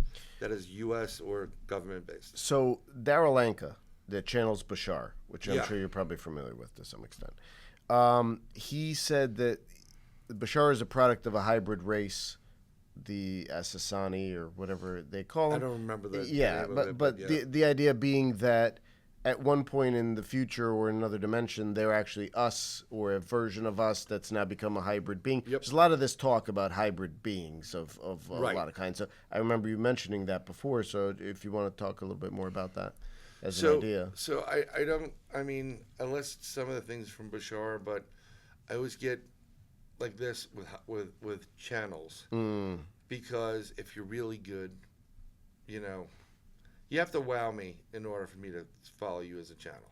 Interesting. So who would you recommend? Who do you really like? I don't follow channels. Okay, you don't. Okay. Look, you have to do what's good for you. Yeah. It's interesting what he's saying, and if it can be validated or backed up, and he did things which kind of backed up what he was saying. So I'm not discrediting him. I just think there's too much wiggle room in there to deceive people. Interesting. I know somebody who does channeling, and I just want to laugh. I know them personally, and I'm like, oh my God. And they've got a huge crowd that follows them. So, but there are hybrids. There are, you know, there's hybrids of everything. There's not only just humans and different types of extraterrestrials, but there's extraterrestrials within other extraterrestrials. And they're trying anything they can to keep their race going. We have a potential as human beings to be far greater and powerful than we are. They know it. We don't use enough of our brain power. We don't use our consciousness. We're not vibrating at a higher frequency. Okay? And the problem with that is we're like Cro-Magnon, man. we're you know, we can get very violent. They're a little bit more of, you know, yes or no. It's black or white with them.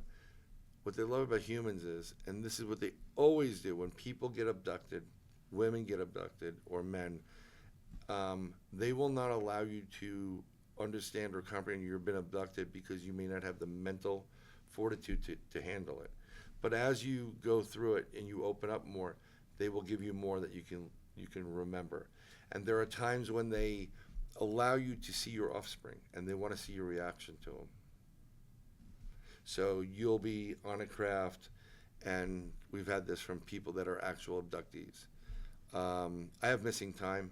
I don't know where I was, and it was not alcohol related or drug related. You're sure? I swear to God it wasn't. And I don't want to know. I don't want to regress myself. There's reasons, because if you can sleep, you can sleep. Once you regress yourself and you open on that Pandora's box, you may never sleep again. But I've had reports of women coming there and they see, they're given this offspring, this child that's theirs. There's something familiar about it, but some of them really just take to it. Some of them don't. They don't understand emotion. Most extraterrestrials do not get it. Like the humans, we have emotions. See, this is the same problem with AI. And I said it. You can, first of all, it's being programmed by a human. Bad idea. We fail at a lot of stuff. And what it lacks, which is critical, is emotion. The emotional component in life, the compassion, the feelings, is so important. The love in decision making. So there's a war that's going on right now at one point, and a country decided to let their AI decide who they're going to bomb. And that AI has no emotions attached to it, so boom, we're just going to do them, them, them. Whereas a human being would like, look, there's 76,000 people there. I know you want to get A, B, and C, but there's 76,000 people there. So that's the difference. That's what they're trying to get because they don't have it. It's too clinical. It's too sterile. Let me switch gears for a second, if we can. Sure. You and I know each other not only for Freemasonry, but I've actually done some sessions with you Yes. for remote viewing. Yes. Dave can talk about his Oh, yeah. session with you if you'd like. But the stuff you've told me and that you've seen has been scary accurate. And I appreciate that. I'm generally I a mean, skeptic for a lot of this stuff, but you've more than proven yourself over time with a lot of the things that you're talking about. So can you talk about, number one, what is remote viewing? How does it work? How do you sort of put it into practice and all the background on that? Sure. What I do is natural remote viewing. I've been doing this since the beginning, before I knew about remote viewing or psychic abilities. I always try to play around with like those decks with the star and the three wavy lines. You know, Hostess cupcake. No, that's what I want. Hostess cupcake and a star. I just had this vibe about it. But the way I started playing with this, everybody has this ability. You're using your conscious mind to transport from your physical to wherever. And when you do it enough, you can see, smell, taste, touch, and know everything. And you know it as if you know your own name. So if I said the number 23, can you see that in your head? If I wrote down A, B, C, D, can you see it in your brain? If I said red, green, black Scotch pattern, can you see it? Yes. Kind of, if you know, whatever. An octagon, I can see it, okay? You know it because you know it, okay? I know my past history. Somehow you tap into, we'll call it the Akashic record. Right, Akashic Records, yeah. Right? The source, God's source. And that's everything. It's everything that has been and will ever be. And what people don't understand, that you guys were talking about it, time is an earth construct. Time does not exist anywhere off this earth. Nowhere. Okay? But when you pass over from this realm into the afterlife and you get to the Akashic record, you see past, present, and future playing out constantly all the time. Your past, present, and future is right there. And that's why people know what's going to happen, how it's going to happen. This is how they know how the timelines are going to work, because they can see past, present, and future. And if I manipulate that a little bit, it all goes left now. So you connect to the Akashic record technically.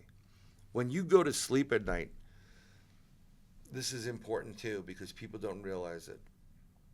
That is the one moment, no one knows why we sleep. No one, not even doctors or scientists, they make assumptions of why we sleep, but no one knows why we later, I'm going to go to bed now. Why do you close your eyes and sleep and keep them closed for 8 hours? I think it's an innate ability for you to go, I got to go back to base camp. And when you go to sleep, everything goes away. All the lights, all the sounds, the energy waves, it's really quiet. And you and your consciousness now can get connected to the record.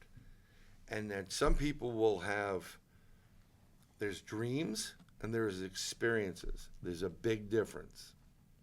So a dream is, I think it was Alex, he was surfboarding on a yellow donut, and somehow, Dave was flying in a turbo something. It's very vague. An experience is, Alex was there, you were there, you were both in a bright blue Eldorado 60-something, the convertible, fuzzy dice. It was this real puffy stuff. You went to this house. The house was old, rickety, and you start going into the details. When you were sleeping, you had an experience. You actually did that. You connected to the record, and you remember it. You're intuitive. You're intuitive more so. Everybody is. But you're really more in touch because we talk about vibrating at a higher frequency. So you're going to remember these things. Sometimes it's download. Sometimes it's your spirit guide or guardian saying, listen, don't go to the mall tomorrow. Whatever it is. Or they're giving you information. They're opening you up more. Do you always remember it? No, because you may not be remembering it for that point. You may have to, it may be time released. You may not be prepared to remember it. But when you do remember things, that's in the dream state. That's why we sleep, okay? The same thing happens when you do remote viewing. The way I do it is I close my eyes and I try to breathe and focus. And I like it better when you give me a problem. So there's a brother we all know, and I'll give you an example of this, okay? I'm not mentioning names for reasons. Okay. So I even though I come up to New York for the summers, I still have a place in Florida. And I've been asked numerous times, where's this, where's that? So I'll sit there, and I love to solve, if I can help you, I'm going to help you, right? So I'll sit there, and somebody asked me on the Three Beard podcast that I used to do, where's my sunglasses? My wife took them, she lost them. So I sat there, and I focused on his sunglasses. And the minute you focus on what you want to see, that's where they take you. When you're trained enough, it takes you right there. So if I needed to know the sunglasses, it's going to take me to where the sunglasses is. So I see the sunglasses, and I see this container. It looks like a cart. It looks like a go-kart or something. And the back is kind of upholstered, and it's bluish. And it kind of reminds me of my blue cooler. So I'm seeing bits and pieces of it, but I'm not seeing it 100% correctly. I said, it's over there, it slipped underneath, and it's going to be there, both of them. One's there. The other one flew out the window. Your wife's just not telling you because she doesn't want to deal with you. Okay? And it's off of an exit, and I saw it fly out the window. So I tell him, he goes, oh, no, we don't have anything blue like that, whatever. So I said, okay, I don't care. You want to challenge me? Go challenge me. Mm-hmm. Fast forward 4 months later, he goes, I found the sunglasses. I said, was it near something? He goes, yeah, it was near this. You were right, it was blue, and it was called, I'm like, yeah, and it was underneath. I'm like, he goes, yeah, you were right. So what I saw was actually like a go-kart or whatever they had there, and it just slipped underneath. I was spot on about it. Then his wife told him, like, yeah, they flew out the window, and I didn't want to tell you, and I couldn't stop. So fast forward to a brother. Brother goes missing. And I like this brother, brand new. About 2 years ago. Great person, great heart, great soul, whatever. No one's heard from him. So I tried calling him, no one's heard from him. So I'm talking to another brother about him. And I said, listen, I'm going to remote view him. So I sat in my room, and I closed my eyes. And the way it works is I meditate, and I focus, and I see like a white light. And then I ask mentally, I want to be taken to where this person is. I want to know what's going on. And then you start getting taken there, and you start seeing things. And I get to a point where I'm looking. This is what I see. This is all playing out in my mind's eye, by the way. I see a morgue in a hospital, and I see the morgue, the little fridges, and the tiles on the wall. I'm like, oh, crap. And then I see, like, what looks like a curtain, that cloth curtain they use in the emergency rooms, right? And I'm like, oh, this is not good. And I feel the coldness, and I can kind of feel on my tongue there's something with metal. When you put metal spoons, sometimes it hurts or it bothers you, or whatever. And then I see behind the curtain over there next to it, and all I see is the bed rail up of a hospital bed, someone in a gown, and they're handcuffed to that. And I'm seeing that over here and that, and they're getting medicine. And then I start getting things, getting fed, missing the medicine, and these things start coming into my head, knowledge as if I knew it. They told me I knew it, I'm relaying to somebody. So I call up the other brother, and I said, I hope I'm wrong about this, but I saw them in hospital. I see the morgue in this other room. I believe person's been arrested, and he's not guilty of that arrest. It was just the circumstance. He doesn't have his medicine, and he's being fed medicine, but he's going to be in a hospital. Go check the hospital. Go check the hospitals. So 12 hours go by. He calls me up and goes, you're 100% spot on. Wow. He got jumped, got into a conflict. They arrested him wrongly. He was handcuffed to a bed next to the morgue. The curtain was there, and he missed his medicine. He needed it, so they're giving him medicine. And then eventually they found him, and he's a great guy. And yeah. And I was talking to that brother the other day because we all got together, and he goes, that was scary. I'll give you another example. And I'm better when I'm tired. Are you? Why? Because you're freer. Oh, you okay. don't let anything, Your natural anxieties dissipate. Yeah, all you that kind of like yeah. chill. And I'm not like stoned like my old days, whatever. I do miss marijuana, but I can't do it. It gives me migraines. But I'm not condoning drug use, DMT. I'm not condoning it whatsoever. But some of it does help you to relax. And when you relax, things happen better. When you try to force things, it's difficult. So the way I work is every time I have a problem or someone has an issue, I get taken to so like, let's say there was a problem in this room. And I remote viewed it, I'd be taken to this position, I'd see the door, I'm like, okay, no, I want to walk around. No, let me reset, and you can reset. And then I go back into the room, and I'm taken to the door. And I found out long ago that when they put me in front of something, that's where the problem is. I don't have to go walking or gallivanting around. That's it. So I learned that. And then now what I can do is, over time with using it, I get to, I can ask questions. So I'll ask questions. I need more clarity. Please give me more. And I go, I'll get some more clarity. Or like, something happens, I see something happen, and I'm just using this hypothetically. Something happens to Bob. I don't want to use you guys as an example. Something bad's going to happen. Like, can I tell Bob it's going to happen? And I will literally hear, no. Like, why not? No. I said, can I tell Bob just to be careful? Yes. Can I tell Bob it's going to happen on the Jersey? No. Can I tell him to be careful driving the car on Tuesday? Yes. Sometimes, and I don't know who the hell that yes or no is. They still say it's a universe. They don't want me to tell them because we each have to follow a path. And if you don't follow a path and you don't go through the bumps and hurdles, you don't learn your lesson. And then you don't gain the experience to actually go, I'm not going that way anymore. I'm going to go the right way. It's really weird. It's hard to explain. So I get this now. When I've violated that rule and I try to do it, shit hits the fan. I was about to tell somebody about something, and my toilet was a problem. It was leaking in my apartment. I'm like, oh, I got to fix it. Or next to the shower was leaking. When I went, oh, and another thing I wanted to tell you, the shower's broken. So I'll tell you tomorrow. So now I know. But I did something like that recently where I saw very much danger for a person who I cared tremendously about. And they said, no, and I couldn't take it anymore. I have to protect this person. And because I did that in a roundabout way, they know, but they don't know what I had to go through. And they hate me for it. But they don't know what I did to do, I said something, they didn't like what I had to say, but in essence, by me saying something, they got the message, and they know now. So they don't even talk to me anymore, which is really sorry to hear that, man. But no, you know what?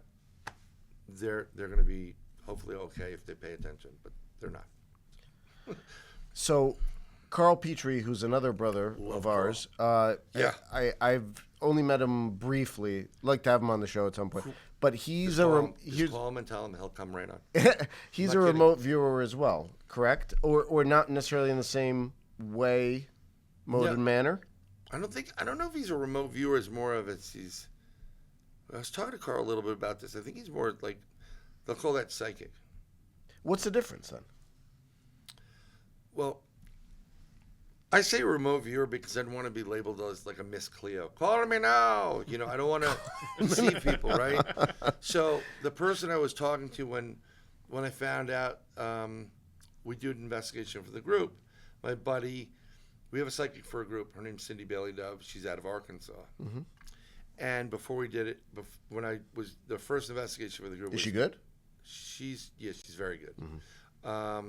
And what he used to do is before we go out on an investigation, he had a whole bunch of people coming with us. He has a read them, because there are people like we have to know that they're okay to go on the investigation. They're not going to cause a problem or be in danger. And we've had to say to some people, you can't go. Like, why not? I'm like, the psychic read you. You're not in a good place right now. We'll try to do it again. We're protecting you from getting hurt. We're protecting us from that too. So when she reads you, if you have some kind of abilities, she gets a tingle like a 9-volt battery, right? So my buddy's going, yeah, you said you were good, and then there's one guy there, and she said she got a little tingle with you, which means you're you're on a path, you can kind of enlighten more. And then he goes, and then she got to you. And she got blown off her chair. And I'm like, ooh, interesting. So he says, you have more abilities than her, but you keep walls up. And I said, I'm in New York City. Damn straight I keep walls up. I'll put a club on it, too. You know. So I called to explore with her. So she was my Yoda. And I said to her, I want to explore this. I don't want to open a Pandora's box. She's like, yeah, sure, no problem. You know, the accent. It was a Pandora's box. She knew it. Naturally. So we talked about grounding, and grounding is before you go into something, you imagine, like, you remember when I was talking about the white golden light bubble? Put that around you, and then allow these roots to come out of the earth, the ground, wrap around your ankles and hold you to protect you so that you don't get pulled away someplace. Because in your conscious mind, and when you remote view and you do this stuff, you can get messed up. It's kind of like Nightmare on Elm Street, like you die in your head, you dream. You can get really screwed up. You can get hurt, you can get burnt, you can get scratched, you can get caught. I've gotten caught. When you say caught, what does that mean? I've gotten caught. Like, I've gone into remote view a place and scared the hell out of one person because I wanted to make sure they wouldn't allow us, our psychic, to read them. And when I said, I was just going there to say, hey, you got to let her read you. And this person was like, get the hell out of here. And then when I went to heal, I went to see what was wrong with our psychic. She wasn't feeling well. When I stepped into the place that she was staying, which I've never been to, I've never seen her, whatever, I stepped into her granddaughter's bedroom, and she was looking at me like, who the hell are you? And I said, hi, I'm Brian. I'm here for Nana, your grandma, your Nana. I'm going to help her. Just tell her Brian was here. Okay? And she's looking at me like this. Okay. Go on, I see her. Cindy's sleeping. I try to heal people as well. So I do the white golden light in there and start from the head, and I literally scan you all the way down, fill you with white golden light, get rid of anything red, that's how I see it, or dark. And I just noticed something right over here. It's all black. So the next day she calls me up. You were here. I said, yeah. She goes, yeah, my granddaughter told me. I said, but I also felt you. I said, what's going on with your thyroid? She goes, oh my God. I said, something's wrong with your thyroid, right? She goes, yeah. You saw it? Yeah, I saw it. She had a thyroid problem. Mm-hmm. So, but other than that, she goes, I feel great. Whatever you did. I said, well, I sent energy your way. So that's kind of how it works. But I told Cindy about this. It's a Pandora's box. I said, I'm a remote viewer. She goes, no, you're a psychic like me. I'm like, no, I'm a remote viewer because it made me feel better. Mm-hmm. I'm a psychic remote viewer, whatever you want to call me. I think Carl, there is no real difference. Carl is a lot more in tune, and the way he operates, if you've never met him, he looks at you, and over your left shoulder, he sees what he says is a little TV set. It's playing out all the things, and that's how he sees it. But then again, he could also see in the future, so maybe he is part remote viewer. I'll let that for Brother Petrie to come and talk about. But he says, number one, he will not work with clients because he's afraid he cannot necessarily direct what he sees. He sees what he sees, and he doesn't want to have to give bad news to people. He said that made him that's feel, fine because, I understand that. I'm going to give you an example. When you start using your psychic abilities, like when you start using this, you vibrate, you meditate, and you'll start work on it. Everybody can do it. You two can do it off of each other. I'm thinking of number 2, 1, and 10. I'm thinking of color of the. I do this with my kids all the time. I'm thinking of a color of the rainbow, and my kids will be like, seafoam green, no, rainbow, red, orange, green, yellow, not seafoam. Roy G. Biv. Right. Right. And they're very, we'll just play this game. Another thing you can do with your conscious mind is you can manipulate time. Okay? If it normally takes you to get from this point to this point, 30 minutes, mentally say, put it out there, intent, I want to do it in 20. And watch what happens. After a while, you start doing it quicker. You're manipulating time. You're sending something to the universe that will allow the construct to be there, and I can't explain why, but you'll get there earlier. And that's why the positive intentions are there. So with Carl, he sees the videos, he said something very interesting. people knew that he has abilities, and they come up to him. Someone was missing, and he wouldn't work the case. He knew exactly where he was. He wouldn't say a word. Because what happens is when you go to the police and say, there's a body, blah, blah, blah, blah, you're now a suspect. Yeah, Right. sure. Which I got immediately because last summer, my kids go to school in Florida. It starts in August. That would kill me up here. Imagine going to school in August. Wow. So we go out and get some school supplies and said, you want to go get something to eat? Sure, we go to this one restaurant. It's your typical, it's like my restaurant, Schmitty McFucknuts.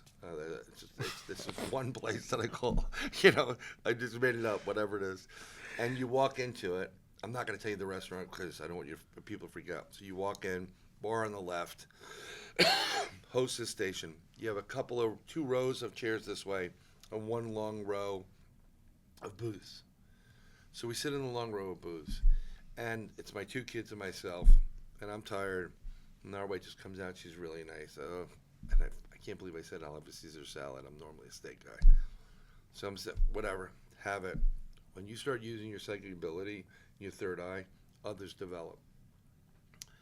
And I've started developing this for the last 2-3 years. I'm starting to get downloads now. It just comes to me. Plays out in my head. And I'm sitting there, and our waitress is going here. She's working this row, whatever. And I see another waitress come out, and I instantaneously see her, and I see and hear everything. She's at a bar. It's late at night, last call. There's a guy, heavy set, like 5 o'clock shadow. By the way, my great uncle created that phrase for our American safety razor. I found that out from my father. Yeah. Interesting. And the guy said, come on, I'll give you a ride home. And the next image is this woman dead in the grass, all pale, blue around the face and the eyes, and just staring up like this, dead as a doornail. And I'm like, holy crap. That guy's a killer. He's a serial killer. I know he's a serial killer. I'm like, what do I do? I'm a father of 2 daughters. I want my kids to be protected.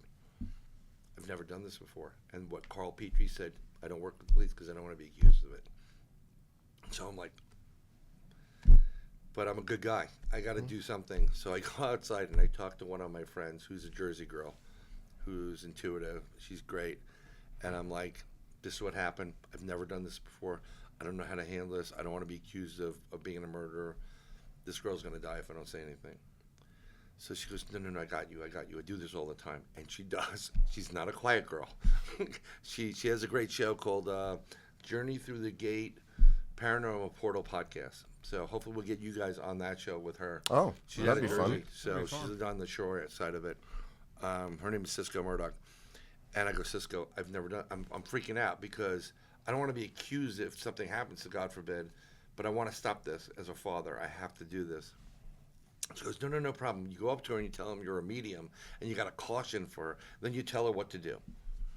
So I said, I'm more of an extra large, but yes, okay, we'll go into it. So I'm still freaking out, and I go out back inside. My kid's like, Daddy, you okay? I'm like, yeah, I'm okay. I'm nervous about it. So I go up to pay the bill, and I said, okay, I got to do it now. I said, keep walking, and I don't see her. And then I'm about to walk out, and I see her come out, and I walk towards her, and she backs up a little bit, like, who the hell is this? I said, sorry, I didn't mean to bother you. I'm a medium, so medium. I got a caution for you. And I tell her, I don't care who it is or where it is. If you're at this bar at night, another bar, and it's late, and they offer you a ride, somebody at the bar offers you a ride, whether you know them or not, do not take that ride. Please call an Uber. And she's like, what? And so I have to clarify. I say it again. And surprisingly, she was very receptive. And I explained what happened, and then I walked out. And I'm still bugged out by the whole thing. So I go back. I said, I did it. I told her, I don't know, I'm still seeing certain things. She goes, no, you got to disconnect it. Because when you do use your psychic ability and you connect to certain things, I was given that message to give her the message. Yeah, sure. That you don't hang on to it afterwards. There's no point in it. No, right. I'm not going to hang out afterwards. But I was given that to her, and I went back home. I talked to her. I said, no. She sent me something with the Holy Saint Michael prayer to kind of get you, sever that cord and bring the good light back to you.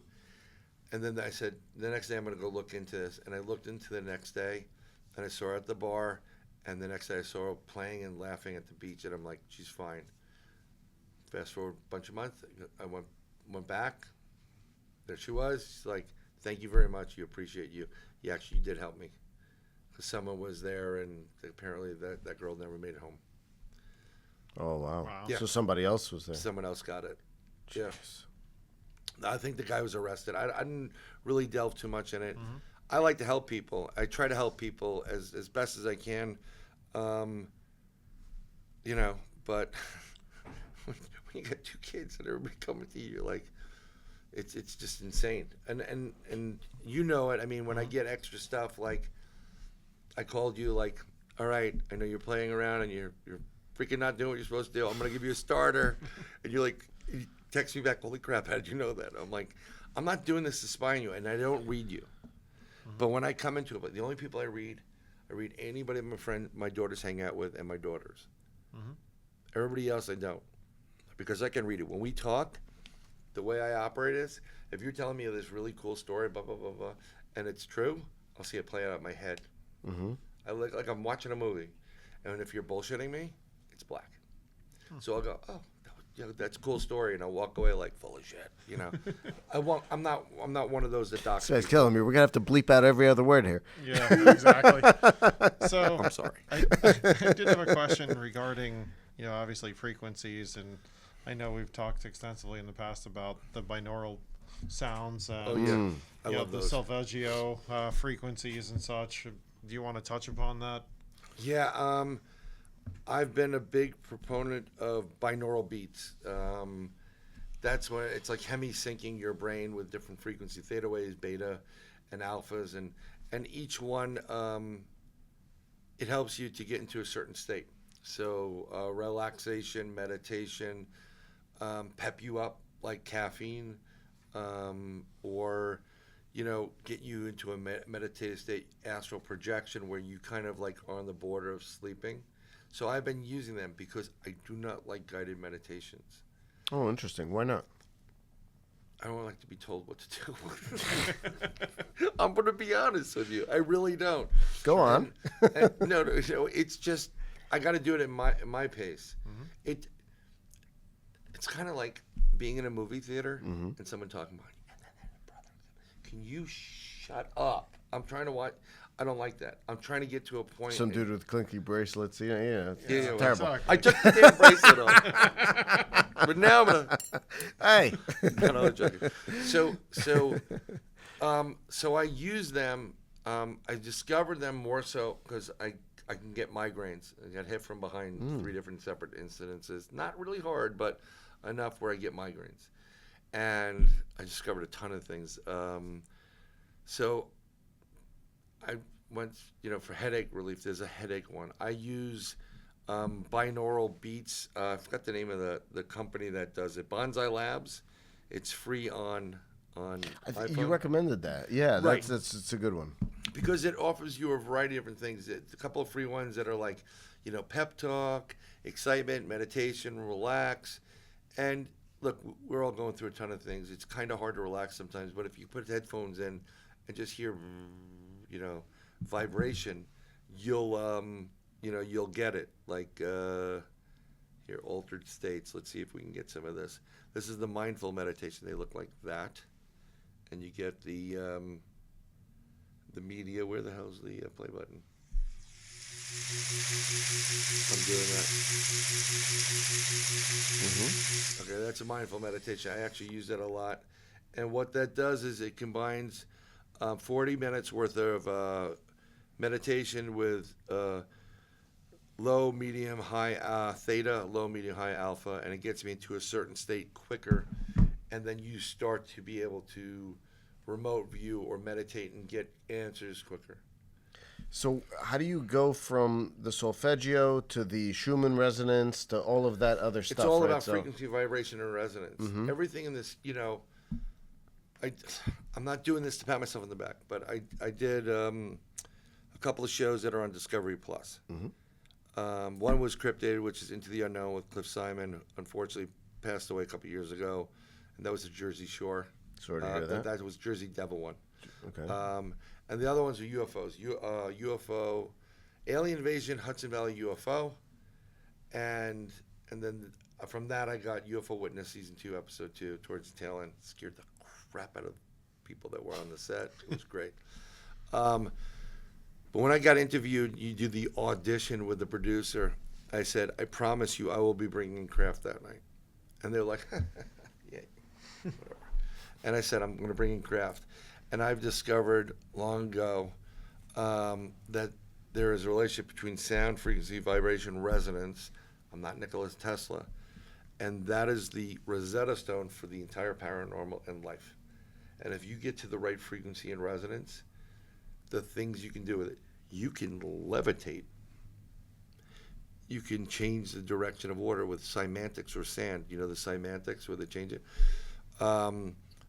People now are taking little portable speakers. This is the coolest thing, and changing the frequency to give energy to the water they're drinking. And it actually... Structured water, they call it. Water. Right, yes. You were talking about using the copper in the ground. He was talking about it. They use that for horticulture, so they put it in there. They also noticed that when you're tuned to certain frequencies, vibrating at a higher frequency, plants grow bigger. There was a gentleman that started with corn, and he started playing some, I forgot what the tunes were, classical music, and noticed that the ones that he was playing the music for, the corn was ginormous. So then he said, let me try it with watermelons beyond belief. And now he uses it with everything. I mean, it somehow it enhances the growth. It's a positive to produce it, and that's part of the different frequencies for Royal Rife, who did he used vibration, frequency, and resonance to destroy cancer cells and other cells. They're just doing it now because cancer is a billion trillion dollar industry. And why do I want to destroy your cancer when I could be feeding my kids off of you for the rest of your life?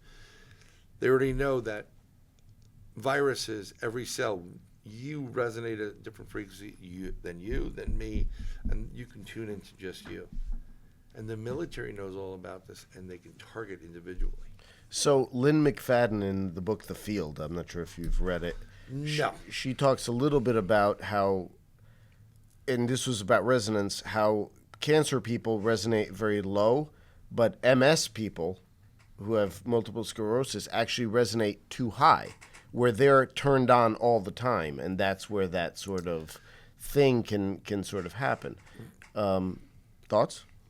Well, it's really interesting. So one of the things they did, and this is interesting, I think she's right. So what's happening is the human body is one giant circuit.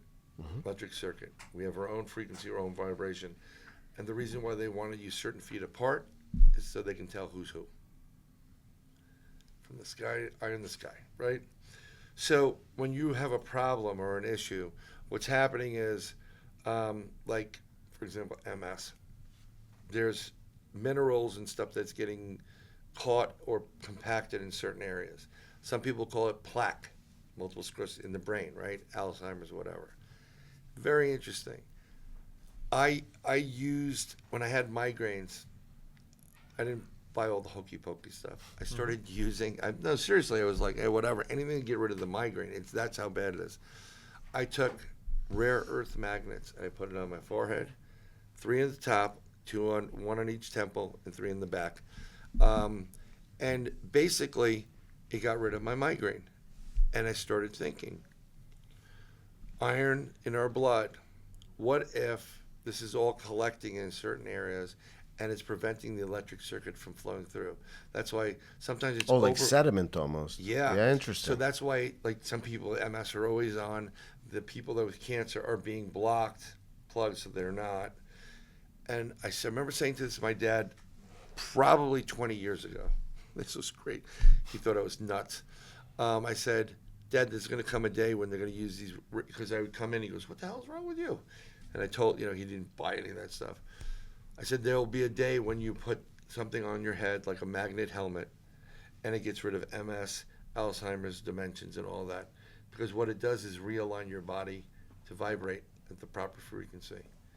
And probably 10 years after I said it, I'm on the news and I'm listening, and there are people in Australia, doctors, that have put high-powered magnets on people's heads, instantaneously getting rid of dementia, Alzheimer's, having great success with MS.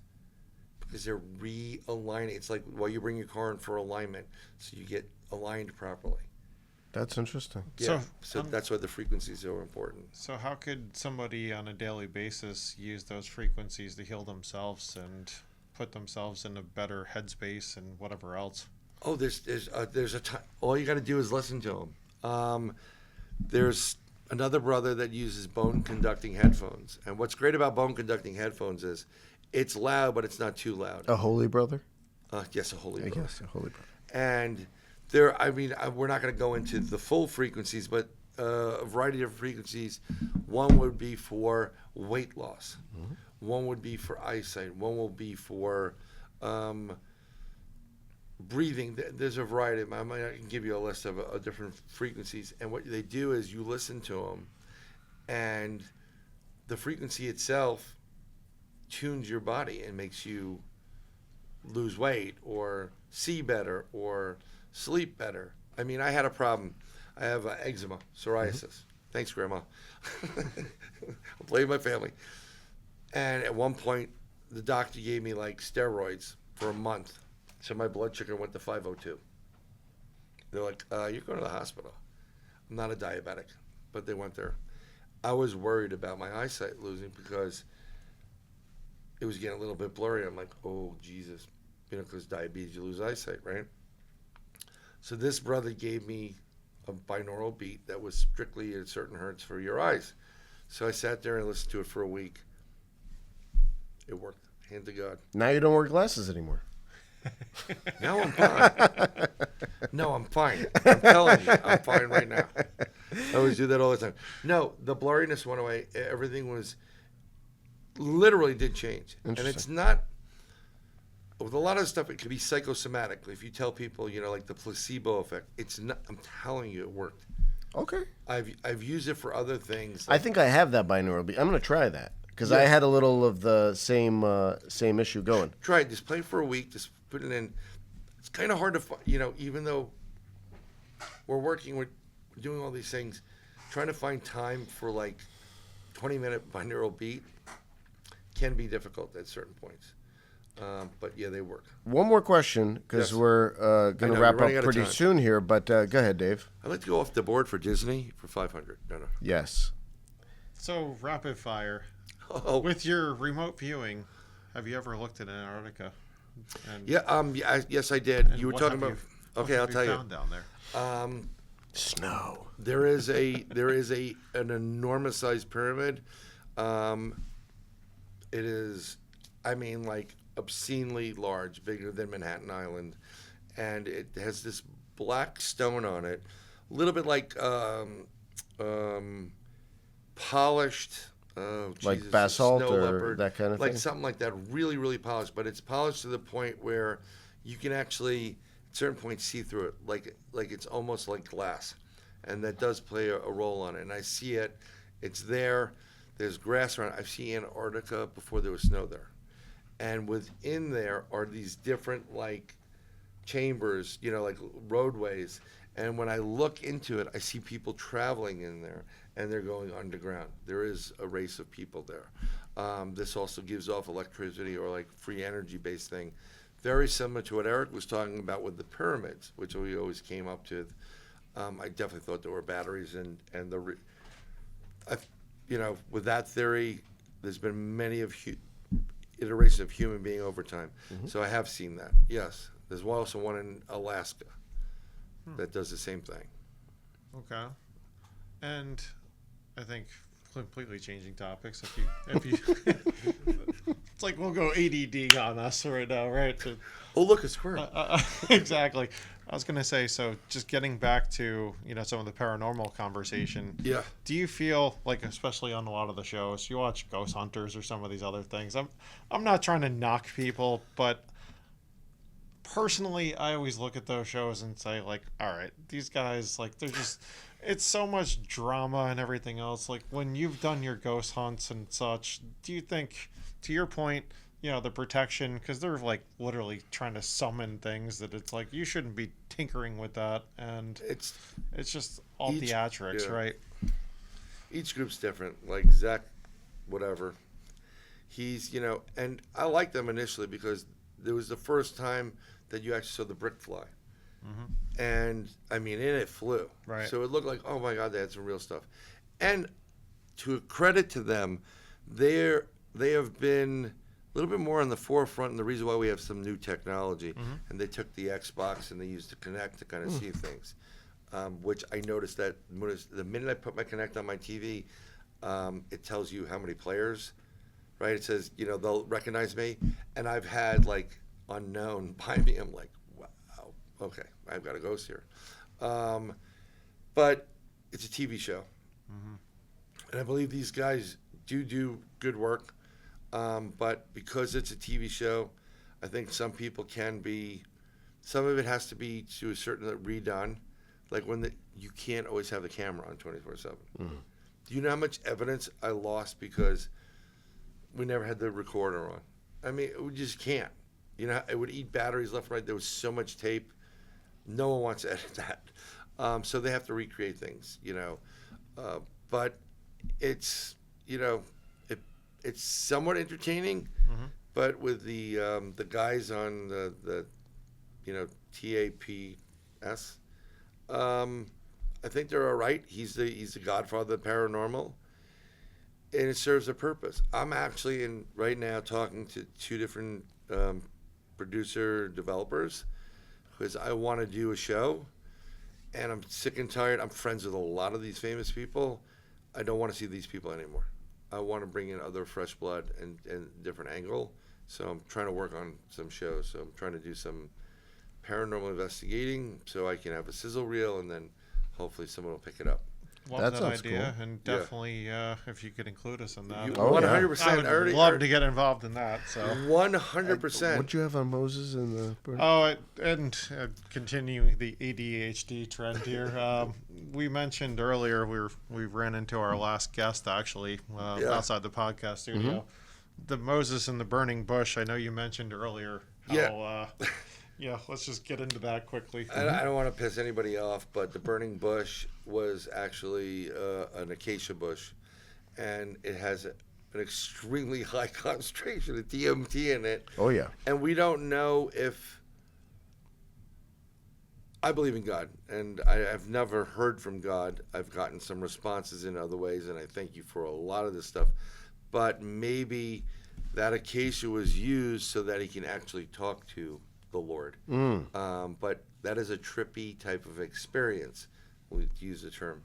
You know, this is why shaman and medicine men used to lick frogs or peyote buttons or whatever, because sometimes you have to go to the netherworld to actually get clarity.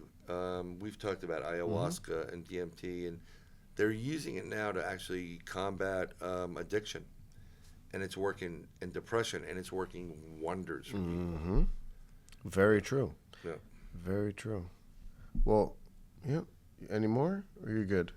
No, I think... You've had enough? I think I've gone off the rails a little bit too... You've gone off the rails. Sorry for talking so much, folks. And I was No, this has been amazing, Bryan, honestly. And our cigar of the day was the Liga Privada Pancetta.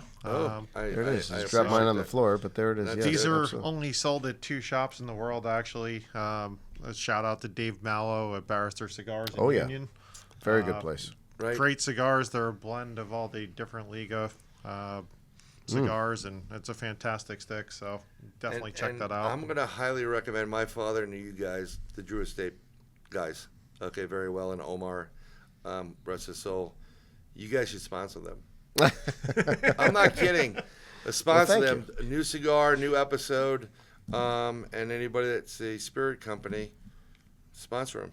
And we thank you very much. We thank you for joining us. Yep. And I know we have... Bryan, it's such a pleasure. Always a pleasure. I can't thank you guys enough. I know have you on here. Plenty of stuff to talk about, but I'll digress for now and shut my mouth. We truly appreciate you coming on. We'd love to have you back. Anytime. Yeah. I'd like to be here in person then, so maybe I'll just have to drive back up. Well, we'd figure that out. At the end of September, I'll be doing a Bigfoot PA camping weekend over in Western PA. If you guys want to come up, I'm doing a workshop up there. Absolutely. Very cool. Maybe we could figure that out, and thank you so much. If I get the show, look forward to it. Oh, absolutely. Appreciate that.